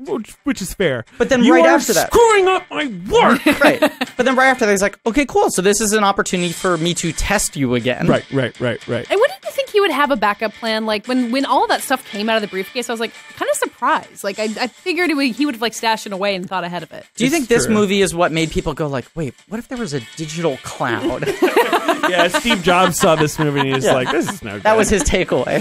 No, I think that if Vincent needed to, he could go see Javier Bardem or whatever. Or he could, he could probably, but yes, I think you're right. He's like, now I have one on you. But rather than just execute you, which I could totally do. Yeah. I think this is another reason that he's a crazy taxi boy, is if things go go ahead and wrong... pick a car driver. Right. If things go wrong, I have another person I can throw to the slaughter. Yeah, absolutely. I don't want, if everything goes wrong, that I have to walk in and face Javier Bardem. Of course. Because Javier Bardem's scary. He's scary. Man. And uncredited. Can we talk about how beautiful he is in this movie? Ooh. Like, he's a handsome man still, but I think of his face as like Mount Rushmore, like He's all good these looking. angles. And in this, he's like, his face is so soft. And He's youthful. rounded, but I think because of the haircut. Yeah. And the beard looks really good on The him. fact that this is like 3 years before No Country for Old Men just feels insane. It was, and I remember when watching the movie, I didn't know that he was in it. I was like, this is going to be someone, right? Right. Like, this will be some star. He was not in the marketing. He was not on the poster. I was think he's surprised it was uncredited. him. Yeah. Not that he was a nobody at that point. He was an Oscar nominee, Yeah. but he was, He wasn't doing many American films, though. No. He spent 6 weeks learning how to speak with a Mexican accent because he's Spanish. Yeah. for 2 days of filming. Wow. Wow. That's another Michael Mann. Does Michael Mann inspire this insanity in people? Yep. Like, does he I think people do really the wanna work to the with point him. that they're just like, oh yeah, well, if you did the research, I'm going to embed with an undercover cop for 6 weeks. Yeah, that's probably part of it, right? Like, this is why David Ayer keeps getting big people to do his movies. Because David Ayer is still a guy who does this. Right. Even when the movies are shitty. He's like, Yeah. we're going to go live in the mountains. Or Right, we're going right. to go live in a tank and cut out our own teeth. We're Right. actually going to commit suicide as a squad Right. together. Right, but that's why he had this run of like Schwarzenegger, Pitt, Will Smith, Yeah. twice. Right. That these guys like these big movie stars who never hear no, and I think have a complex, erroneously, that they feel weird about the fact that they do a job that can seem kind of fanciful, and that they're pampered, and that they put makeup on. To like play people who are like tough guys with guns. Right, so their sort of insecurity about their own perceived lack of genuine machismo then has to be like supplanted by like a tough guy asshole dad, like basketball coach director who's like, fuck you, I'm gonna make you eat dirt for 2 weeks. And then they're like, he's a real artist. For Fury, they actually all got furious. They got furious. So furious. Yeah. Shia LaBeouf did pull out his own tooth on that, right? He No, did. Shia. And he carved his face. Like that was like I mean, Shia doesn't need that. Like, he does not. He needs a Take it nurturer. easy, I think. You Shia. hear all the stories about that cast on that movie and their weird game of one-upsmanship for like Right. who can go longer without showering, because like Ayer did that whole like, I want you guys to be fucking dirty. You're gonna live in this tank. You're gonna know how to repair it. Yeah. And so like Shia did, like he pulled out his tooth and cut his own face in the makeup trailer because he was like, I'm the most intense. And they're like, you're playing like a nice Christian boy. You're the chill one in this group. That movie sucks. Yeah, it's All not- for a movie that kind of sucks. the first half is pretty good. Yeah, all right. Yeah. So we like the Javier Bardem scene. Do we like the Well, it's all about Black Fox. Peter? Fox is so The good. arc of this scene alone is incredible. Tell your guy to take his hand off his gun before I like beat his bitch ass to death with That it or moment something like that. where you think he's Great. about to blow it, and then Yeah. he sells it hard for the first time. Yeah. And he just becomes so incredibly still Yeah. and confident. But even from the walk up with the bouncers. I'm Vincent. Right. And he can't say Vincent without stammering. Yeah. He can't even sell it in that moment, Yeah, but by the yeah. time he gets to the back room, he vaguely can pull it off, and by the end of it, he's fully believable. And this all means that at the point we get to the nightclub Mhm. in Koreatown, we've got Jamie Foxx and Vincent. We got Yeah. Max and Vincent. Yeah. We have the guys he's trying to kill. We've got the Latin mob, the Mexican mob, Ruffalo, who have been McGill, sent to Yeah, watch Bird. it. You've got Ruffalo, who's hooked up with the FBI. Right. Bruce McGill, as he's Right. like, who are trying to figure out what's going on. So like everyone converges on the club. It's great. That's all. Yeah, Yeah. It's like, and it's like a beautifully executed action sequence. Yeah. And the moments when Vincent, like even before he starts shooting, and he's just breaking people's necks, he yeah. gets Like so stomping. intense. And he's like, Yeah. "Grr." Yeah, it's He does so that move where he scary. goes And then- they hold it kind of for a while Yeah. too, and then just in that moment. but also, and I believe this is its letterboxed banner, but like when he shoots the guy who's about to kill Max, Mhm. so sort of saves him, and then like shoots him this look. It's so good. Yeah. You This know, just was- for a second. This is the first movie to own Tom Cruise's... No, I'd say Magnolia also does this, owning Tom Cruise's scariness. Yeah, right. The It was- scene where it he was shuts right. down in the interview in Magnolia is the first time where it was like, oh, someone It was would be intense. push Right. Tom Cruise to Yeah. that point. Katie, do you like the action sequence? Yeah. Oh, in yeah. the the club in Fever. honestly, so with the Oakenfold What I music? kept thinking of in the club scene, which is dumb because it came after, but like Killing Eve had the big club scene in the first season where you've got like her mentors Yep. like getting killed and like the bodies are too close to it. And it's not really shot in the same way, but Sure. the idea of being in a room full of people like that and having it's an very frightening to think about how many people. it's are very there. scary, and then having a clear action sequence and all of Oh, that right. is madness. Hey, let me give you a little advice, a little trip advisor here. If you're afraid of being in that kind of room, don't check in for a stay at the Continental Hotel. I hear John Wick is a frequent guest. Proprietor, not that docile either. Rogues and killers. God, it's crazy that we have to delete It's the hard to- episode it's and hard start to- over. Yeah, it's hard to describe Griffith's face right now. It is hard to He's very describe. proud of And himself. go to the bar to unwind, you might end up more wound up. Yeah, he's like an Ruby animal that's proud of Rose. himself. It's a good action scene. Also, they don't accept credit cards, only gold coins. That is true. That is true. They only accept gold coins. The old Continental Hotel. Oh, boy. Oh, yeah. What do you do when you want a tip in John Wick? You're like, another coin. Yeah. You know? Do you have change for a gold coin? Like, no. I love that the gold coin is a universal currency. Everything costs one gold coin in the John Wick universe. It's like, it's a favor. It's I a favor. owe you a favor. Yeah, you know, it's it's an like IOU. that is as currency. It's an basically. artisanal IOU. Yeah. Yeah. You know what we didn't talk about before with the briefcase? Tom Cruise running. Just a little bit. You gotta see him run. Love seeing that It's boy the greatest running a special suit. effect in Hollywood. It is. I love it. There is one clear, if you ask me, heir apparent to the Tom Cruise running on screen. Cynthia Erivo. Yep. Definitely. Just I incredible. feel like we maybe had a Twitter interaction about this. I mean, I've incredible. been thinking about it I since mean, that Widows. scene in Widows is breathtaking. It's We saw Widows together, unbelievable. Katie, at the Roy God. Thompson Hall. Oh my God. I mean, And I just remember us walking out of there and just being like, this was so good! But don't you feel like Christopher McQuarrie has to be writing a part for her? Sure, do it. Right? I mean, put her in Mission Impossible. That's Easy. great. Holy cow. That's great. Have her sing too. And you go like, they're both like similarly tiny, compact, obsessive, focused, freak of nature people who can run like a car. Yeah. Yeah. You can run like a car. Could you imagine a fucking foot chase? I'm all for it. I'm all for Then it. why are you stopping this from happening? I'm sorry that Get I keep out of texting Christopher Christopher McQuarrie's saying, way. I hear Cynthia's bad news. Don't work with her. Yeah. Runs too fast. She's busy. She would probably outrun Tom, and that wouldn't work. She'd have to slow down. But She's I feel younger. like this is his thing, though. He's finally making these movies where he allows the women to be more powerful than him. That's true. Yes. He casts really good female Becca leads Ford. now. But he has to break his foot in order to look Yes. less powerful than them. I would love for her Poor to be the Tommy. villain of the next Mission Impossible and beat him on a foot chase. That he Yeah. gets the lead and she catches up to him, as opposed to the usual. Ding dong. Oh, Ding dong. who's that at the door? I'll get the door. I'll get the door. Okay. Creak. Hey, hey, hey! Oh, who's this? Long time no see, guys. Who we got here? Billy Bats. Oh, long? It's pretty. Okay, it's Billy nice to Bats see you, Billy from Bats. Goodfellas. Yeah, right. Hey, right. David, do me a favor quickly. Okay. Go get your legacy box. Hey, right. You're here to talk about Legacy Box again, Well, I never talked about legacy box before. didn't he? No, No, you another talked about box the other service. box one. God, there's a lot of boxes out there. Well, you're making it sound like I got a limited range, like I only got one bit that I modify for whatever the sponsor is. Look, So all I'm sorry, saying Billy is, Bats. I know you're a maid guy. I didn't want to disrespect you. Look, I'm not trying to give you any shit. I'm not trying to mess with you. All I'm saying is I've known you for a long time, haven't I, David? That's true. I've known you for a long time, couple weeks, right? At least 14 days. And I tell everybody, I say, this guy is so good at putting his personal belongings inside a legacy box and getting them digitized.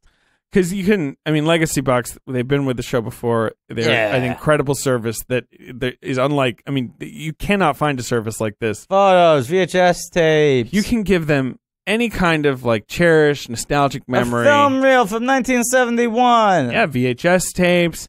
You can old pictures, photos, home movies. You can put them all in a box. Yeah. You send it off to Legacy Box, Mm. and they're going to digitize it in any way you like. Mm. You want a flash drive? Do you want DVDs? Do you want a digital download? They're just going to put it in the most accessible form for you so that you can look at, you can go through these memories, in a way that's permanent. And it's easier to share with people. And they send you back the original stuff. Of course, so they you're don't not take your losing the stuff. mementos. And so all I'm saying is I'm not giving you a tough time. I know you're so good at putting all your personal memories inside a legacy Well, it's box. like, so go get your legacy box, David. I'll go get it because I'm, like say you have VHS home videos, Yeah. and you don't have a VCR anymore. Yeah. Like say you have some stuff that's on an old computer, Sure. and the computer barely works anymore. Yeah. It takes 10 minutes to turn it on. Yeah, you're a good kid. Now go get your legacy box. You can be the family hero. You can bring back lost memories to watch and see again, experiencing the joy and nostalgia of the old glory days, and it's a peace of mind purchase. You just have it safe and secure. I don't know. I mean, come on. While you're here, why you do a little call to action? That section's mandatory. Okay, fine. Also, I just want to point out that it's all done right here in the U.S. Oh, that's good. Anyway, there's never been a better time to digitally preserve your memories. So visit legacybox.com today to get started. Plus, for a limited time, they're offering my listeners an exclusive discount. If you go to legacybox.com/check, you can get 40% off your first order.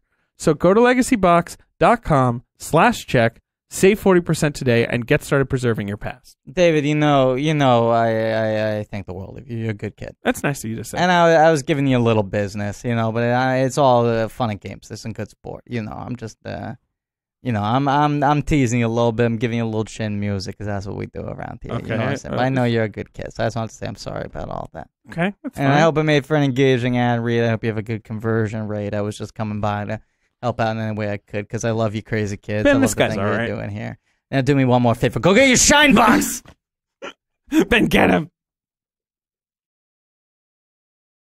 In the film Collateral. Okay. Did you see it in theaters? I forget. I did. I saw it in theaters. Summer of 04. I remember it's a loud movie. This movie, this scene, the nightclub scene, the gunshots are so freaking loud. They're upsetting. Yeah, he wants you to, flinch. Mm-hmm. But he does kill the guy, Lim. Who directed this movie? Michael Mann or David Flincher? Oh, boy. David Flincher. Ben's thinking it over. David Flincher. So after that, Vincent shoots Ruffalo. Mm-hmm. Brutally. Yeah. Brutal. The signature. You flinch again. Can we backtrack really quick? I just want to shout out, I love when highway overpasses are in movies. This is a great LA movie. Yeah. More highway overpasses, please. Okay, sure. Yeah. I agree with you. It's cars on cars on cars. Cars Yeah. on So many cars. layers of cars. This crazy spaghetti soup of You know, a when city. I painted graffiti, I used to climb across that, like hanging over the highway, and then bomb or paint. Or paint, as the layman would I just say. learned something. I didn't know that bomb was a graffiti slang. Yeah, it is. Ah. What was your tag, Ben? I won't say. I can't say. Oh, We've tried right. to get it out of him. Should that be like Some a of it- 10,000 goal? Some of it's still up. Yes. And then you have to pay his bail when he gets arrested for it. No, I already paid a lot of money okay. for being arrested for that. So the Patreon money is going to go pay you back for all the bail that you put up. Yeah, kind of. Yeah. What if we find out that Ben was caught and for the last 10 years has been working undercover as an informant? Like Catch Me If You Can style, where he's like, I know this tag. I'm part of the Buff Squad, He's gotten us on. which is a division Right. of the Port Authority that has detectives and has a whole set crew of It used people to that be are a plague on the city. It used to be a whole thing. invested in finding graffiti artists. And they call them the Buff. What if it turns out that 7 years ago Ben made a I deal? can't believe that's not a TNT show. The Buff. Oh, The Buff. yeah, the buff. What if it turns out that Yes, 7 he years made a ago deal. Ben made a deal with the police, and this entire podcast has been him trying to trap us into admitting to our crimes on mic? That's right. I totally used to shoplift Smarties from Waitrose. I don't know. Okay, What am I- shut it down. Ben! We got him. We got him. All right. They've been on the trail. The shutters come down. We never found out who stole that one bag of Smarties. Who's a tube? Okay, Brandon. All right. We got him. After he kills Ruffalo is the emotional conversation ending in a crack. Is that Right. the sort of pivotal scene Yeah. Yes. where kind of where Max makes his move, his second move. Right. What if I He's got crash? nothing to lose. Yeah. He speeds up. He knows it's over. Right. Vincent gets out fast. Oh, we gotta say before the LA club, Mhm. before the club scene is the coyote scene. Oh, yeah. Right. Where Vincent sees himself in a mirror. He cites that as his big, this is why I wanted to shoot on digital, Yeah. is because, we didn't have to hire a coyote and plan it. We just filmed every night, and I knew eventually we'd find a coyote. Michael Mann says that happens to him all the time. Right, The and he's like, coyotes "Well, walk get around. one." They just follow him. Yeah. Right. Well, he's their spirit guide. This was the same summer where there's the weird, Jake Gyllenhaal, has a moment with a wolf in Day After Tomorrow. And my friend and I joked, we were like, is this just the summer where everyone needs to have a moment where they see themselves? Yeah. In Okay. some sort Grizzly of Man was the bipedal- next summer, right? Yes. Yeah. Yes. Close. What would be your animals, guys? Would be my animal? Yeah. Like a cappuccino monkey? What's that? Like a cappuccino monkey? Little cappuccino monkey. Yeah, like cappuccino. Is that like I know what you're talking about. like Marcel on Friends? Yeah. Yeah. Yeah, it is a You cappuccino. hang out with yeah. Ross Geller? Yeah, that monkey on Animal Practice, NBC. Oh, yeah. Probably say monkey. I look up that monkey a lot because I will never make the amount of money that monkey made per episode. Mine would be like a big rat or like a badger. Mm. Katie. I was thinking about like David is frustrated. No with fucking this. idea what animal I am. I need like the animals that like build like underground dens and like don't go out much. Like I mean, like badger is one of those. Yeah, I was thinking about badgers. Like, I think Hufflepuff animal is a badger. Like, as a strong Hufflepuff, but like not the kind of badger that like fucks around and attacks people. That's Ben. What am I? Are you looking up? What, Griffin? What am I looking at? I'm looking up what Crystal the monkey's quote was on Animal Practice. Because she had a big run. She was also, I think, the monkey. Right. No, wait a second. I just realized what you're doing. No, shut it down. Okay. The coyote scene rules. Look, then what happens? Crashes the car. They crash the car. Jamie Foxx is great. What do we think of this scene? He doesn't What else you got from the monkey? I can tell you want to tell me. What's the Monkey in the Night Museum franchise and Hangover Part 2. Right. It's that monkey. 24 years old, is the highest paid monkey in Hollywood. 24 years old. So it's still alive? Still alive. How long does a monkey live? Played Annie's boobs in Community. Mm-hmm. Right. I don't know how long a monkey lives for. Wow, probably a while. They're very, does it? they're like us. They're humans. Probably live for decades. I don't know. Oh, okay. The number was not as high as I remembered it being, but it's still very high. How do you feel about giraffe? $12,000 per episode. Because they eat plants, they're chill, but For a they're monkey? big. That's what I was thinking for you. Oh, for me? Yeah. Yeah, okay. That's cool because I'm tall and gangly. I am giraffe-like. Yeah, friendly. Yeah. Black And you do have a black tongue. I'm so glad we both went there. Yeah. And it's crazy to see me have sex. It seems insane. With the Hulk specifically. Yeah, with the Hulk especially. Weirdly, they just like air it like a nature documentary, though. You'd think it was He's doing too... it again. Yeah. I don't know. Because the crash is when Right. he realizes that Jada is the next target, but he only realizes that after the crash. Well, because Fox is going to let himself be taken in because he's like, thank God I've been looking for a cop all night. Right. Yeah. But then he sees Jada. Yep. He sees Jada, and the cop sees the dead body in the trunk, so Right. he's like, you're under arrest. Yeah, and he doesn't But try to talk his Jamie's way all out of the for that. arrest. Right, He he's uses fine. brute force. But then he which is- sees Jada, and he like apologizes to the cop. Right. Oh, that's funny. I forgot about that. Yeah. Yeah. And then a classic movie problem, low cell phone battery. Mm-hmm. He's trying to warn Jada And no in time. signal till he gets up to the top of that parking garage. But it's so cool. And this is the digital photography thing where it's like you can see her in the building. You can Yes. see the lights lit in the building. And he's like one like overpass away or whatever. The fact that he's managed to get all the way back down to the building that she is in, Hell like, yeah. it's all right. It's fine. I need an LA expert to tell me if the geography in this movie makes any sense at all. I don't know. I know Koreatown is not far from downtown. Koreatown is near downtown. I know That's all that I too. got. Yeah. Griffin, you know, don't you? You love all Hollywood. I know the layout of Disneyland another- pretty well. Where's Seb's in relation to all these places? Yeah, Subs is there. The heart of Hollywood. It's another day of sun, you know? City of Stars. Do you know about that We could start a fire. Do you know that Lionsgate is starting an indoor theme park in Times Square that they say is going to have a John Wick bullet ride amongst other things, but there's going to be like a Mad Men themed bar. They should make Sebs. Mm-hmm. They should make Sebs. Yeah. They should. And that's Lionsgate. Yeah, you're right. They should do it. They should do a John Wick one. They're making a bullet ride. What else? What else is Lionsgate? Expendables. Twilight. No, stay away from that one. Peter Millar's Twilight. Bakery from Hunger Games. Uh-huh. These are real things I'm fucking telling you. There's one other franchise. That's what they thought the people wanted from Hunger Games. Peter's Was a Bakery. bakery. I swear to God, this is real. It's called Lionsgate You gonna turn down a World. bakery? Yeah. I mean, it would be cool to see Josh Hutcherson, that's his name, right? In real life. I've never seen a 1 foot tall man before. Well, he needs a job, Right. so put him in that bakery. He's dropped off his resume. I don't think they've made any final decisions about hiring yet. I was going to ring the joke bell for you. Okay, thank you. The end of this movie is very frightening. It is very yeah. frightening Max- and very good. Is very scary when he's not talking to anyone. Yeah. The thing about Max that's different in this part is he's no longer bouncing around with another guy, right? He's just in full "I will destroy" mode. Oh, you mean Vincent? Vincent, sorry, I always think that Tom Cruise is called Max. Eh. No, Vincent. That's what I mean. Yes. No, he is scary and knows everything. And what a cool looking law library. Yeah, good set. Yeah. Good set. Man. I like the Chinese containers in the one room, and she's gone to the other office. You know, all that. So he knows she's close because the Chinese food's fresh, but also he sees the light blinking on the conference phone, so he's Right. able to discern which room she's in. Which is cool. I like when people solve things. Yes. That is all true. And he smashes the power with the fire axe. That's scary. Mm-hmm. And then Max gets him with the gun, but Vincent doesn't even think he's going to shoot. Nope. Mhm.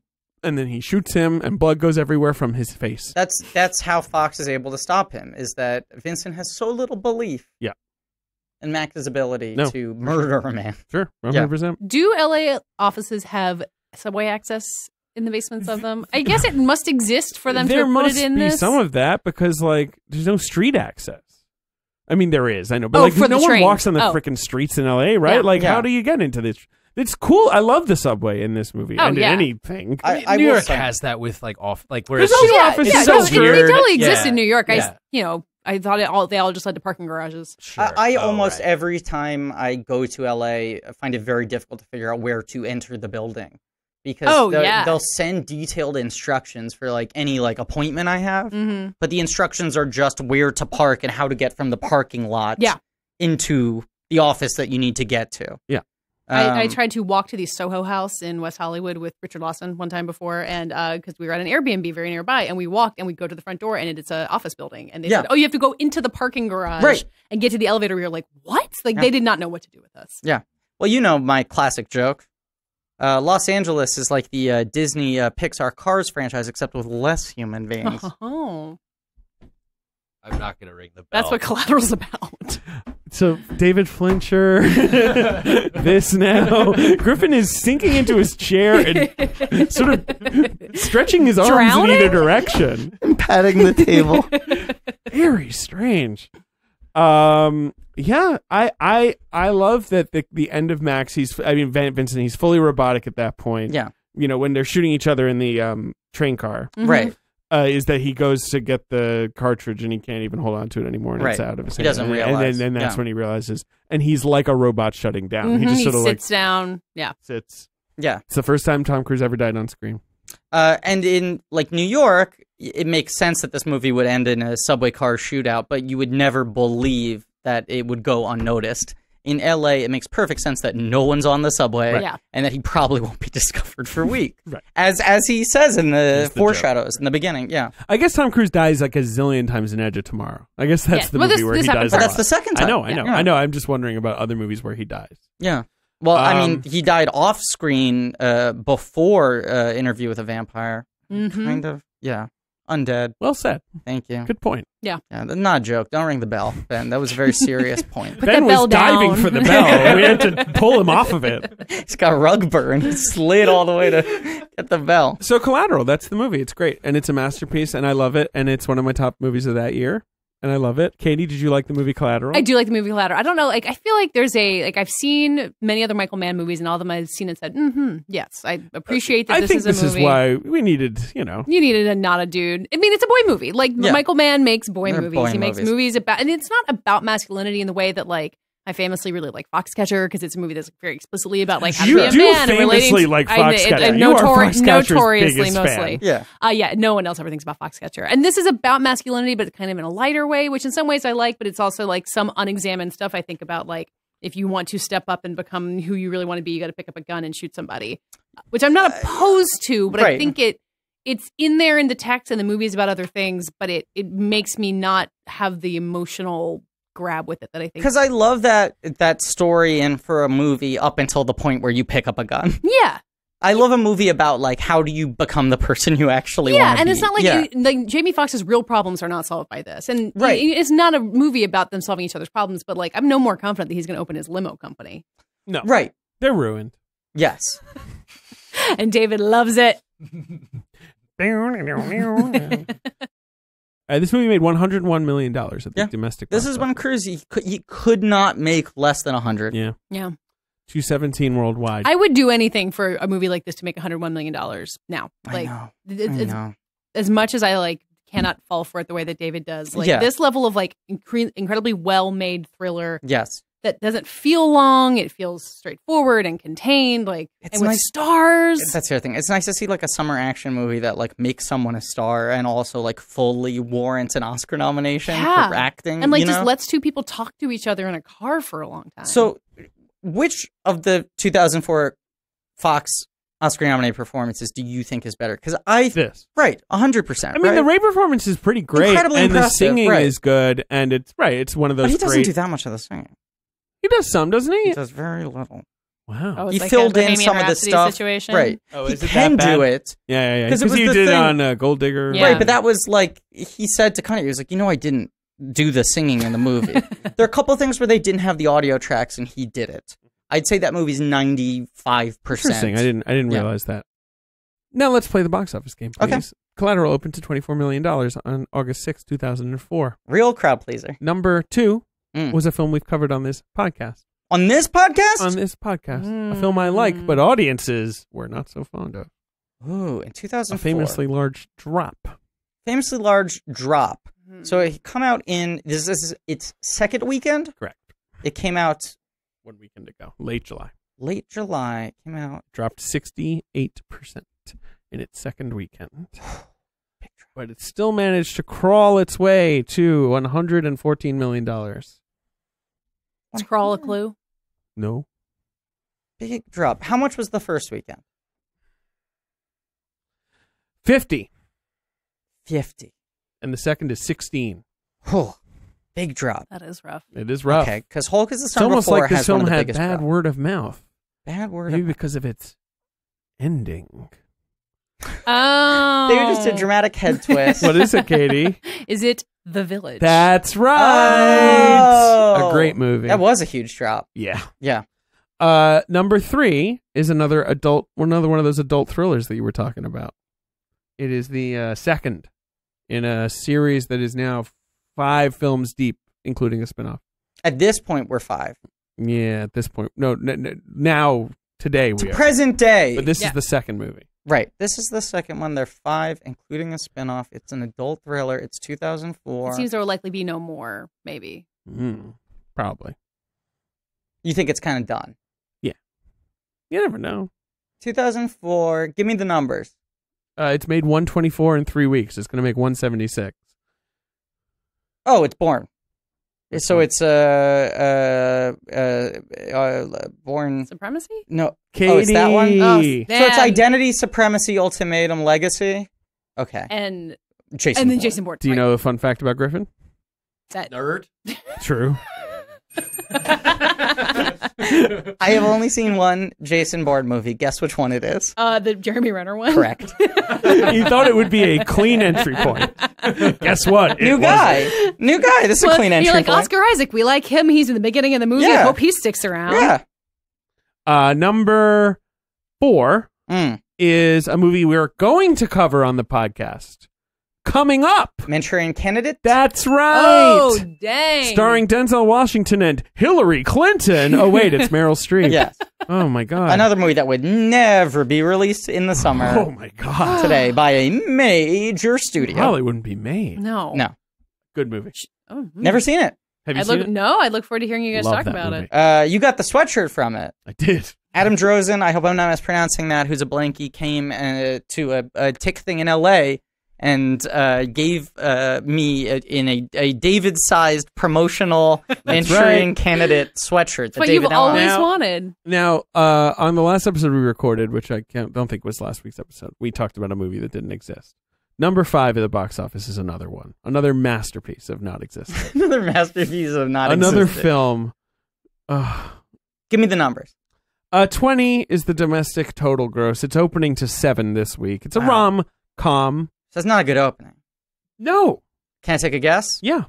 I want to guess this with no further hints. Little Black Book? Correct. I knew that because I was reading the Collateral box office reports before I came in Have here. you ever Otherwise, been tempted to look inside his Little Black Book?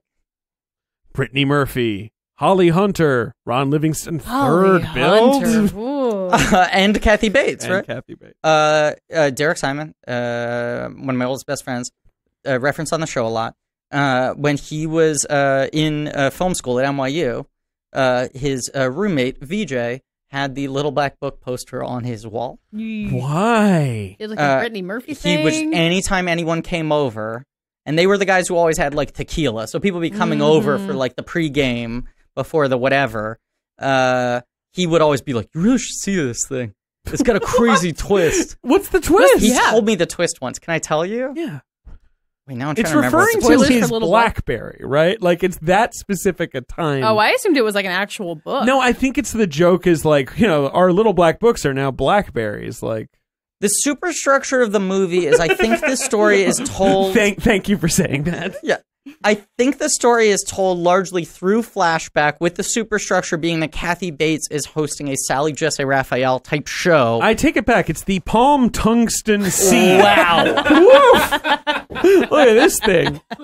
My God. There's a picture of it in the Wikipedia entry. That's correct. Does it still have a stylus at that point? I don't know. It had 64 megabytes of memory, though. Hello. Whoa. And vibrating alarms and an indicator light. I don't remember the specifics of the twist, but the movie is told, I think, through flashbacks of this show where they're airing out their grievances as a couple, and in some way at the end of the movie you find out that the show was staged. I think as an excuse for him to propose to her. Uh-huh, yeah. So you're like watching what you think is a dissection of the relationship falling apart, but then it isn't. So I it's don't like know. a Jerry Springer kind of twist where it's all been like put Right, together. right. Yeah. In a romantic move. VJ loved it. Okay, I just want to say one thing about the director of Little Black Book, Nick Curran. Mm-hmm. His follow-up was a film called It's a Boy Girl Thing, which was a body swap movie in which a boy goes into a girl and vice versa. Is Kevin Zeiger Samara Armstrong? Correct. Now that film came out in Britain, actually. Like for some reason, I think the OC was so huge that they released it in Britain. I still think that Seth Cohen picked the wrong one. We can talk about I was a that big Samara another Armstrong time. fan. Incorrect. Summer is better than Oh, Anna. yeah, they're the one true pairing. I don't know. Yeah. One true pairing with the parents. Oh, Well, yeah, that's true. obviously, Yeah, yeah. that's The true. Coens. There's two most attractive people on this that film, show. listen up, made $7 million overseas. Okay? What film are we talking about? It's a boy-girl thing. Oh. I want you to tell me how much this film made in the United States of America. It's a boy-girl thing. It's a boy-girl thing. Griffin's looking at his phone. It's a I'm boy-girl trying to figure thing. out the twist. Oh, who fucking cares? $250,000. Lower. $16,000. Lower. What? $200. Higher. $8,000. Lower. What?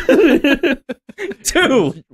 Katie was close. Katie was close. $400. Up. Oh, Keep going. $700. Keep going. 8. Keep going a little more. $848. I've never seen a box office total like this. Wow. It made $848. Wait, so- it made like a paycheck, you know, like. Wait, so are you telling me? did not cover craft services. Exactly. Are you telling me that Black Cat grossed 1,000? It's a boy girl thing. That's it. And that's our show, folks. I was hoping the number was gonna start with an 8. That was my prayer. I don't know if you noticed, I kept guessing 8. Yeah. Good call. Because I wanted so badly. I'm looking up we're Little Black Book done, here. we're I'm not gonna read. I'm just saying this twist is incomprehensible. Yeah, it's awful. I looked it up too. Yeah. All right, we're done. Katie. Yeah. Hi. I'm so glad I came on this show. Of course. Me too. I've been listening to the Patreon episodes. It's been in my head. It's how we keep in touch with each other. Is Oh, we listen yeah. to each other's podcasts. I mean, isn't that what friendship is? That's Is what listening to each friendship other's is. That's what podcasts? friendship Correct. is. Yeah. Exactly. I'm wearing a Black Man Can't Jump in Hollywood shirt right now. Oh, yeah. That's what friendship is. yeah, what are they up to? Jumping. I mean, IRL. I mean, Not I listen to the jumping. I feel like podcast. they're working on a doing TV well. show or something. Oh, that's right. That's right. They're working on their own TV show. They're working on separate things. Yeah. Great. Yeah. They're good.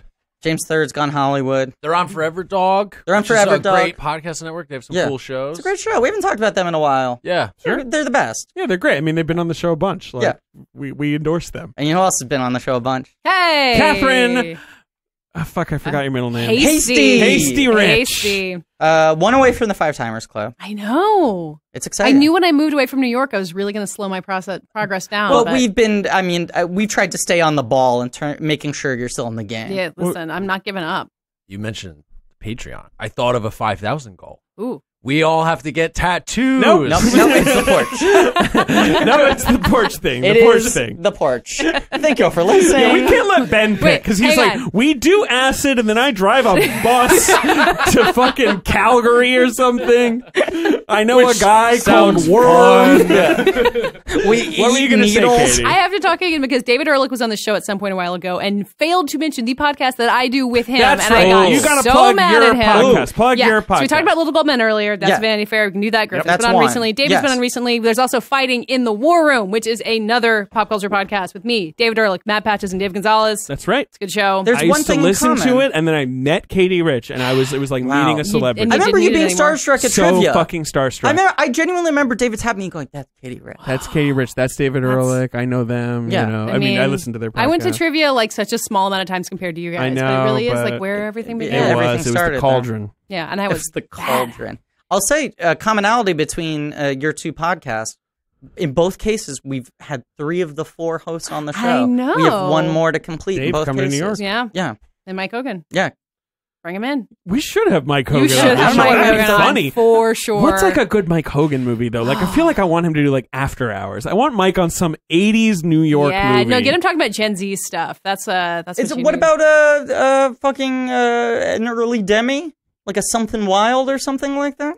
Not a bad idea. Not a bad All right. idea. Yeah. You said But After But Hours. Mike I said Hogan is Something busy, like has being the the jobs, digital too. director. The of Vanity Fair. Vanity Yeah. Fair. Yeah. But yeah, Yeah. Listen to Fighting in the Worm too. And thanks for having me, guys. Oh, Yep. please, our pleasure, and we gotta get Charlie on the books. Oh, the yeah. second you Charlie's feel, got to come back. He's I mean, he verbal can enough. talk now. When are you guys going to do the Sing episode? Because I'll say this. I mean, once we're done with these Marvel commentaries, knowing me, there's a good chance we're gonna cover some animated franchise at some point. Sure. Well, Toy Story we've talked. Which about. is his favorite Cars?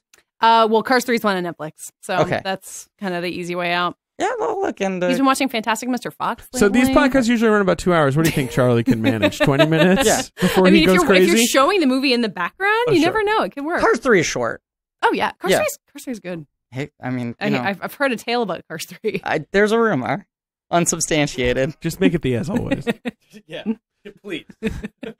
Cars 2 makes Cars 3 look like Cars 1. Thank you all for listening. Please remember to rate, review, subscribe. Thanks to Andrew Goodo for our social media, Joe Bowen and Pat Reynolds for our artwork, Lee Montgomery for our theme song.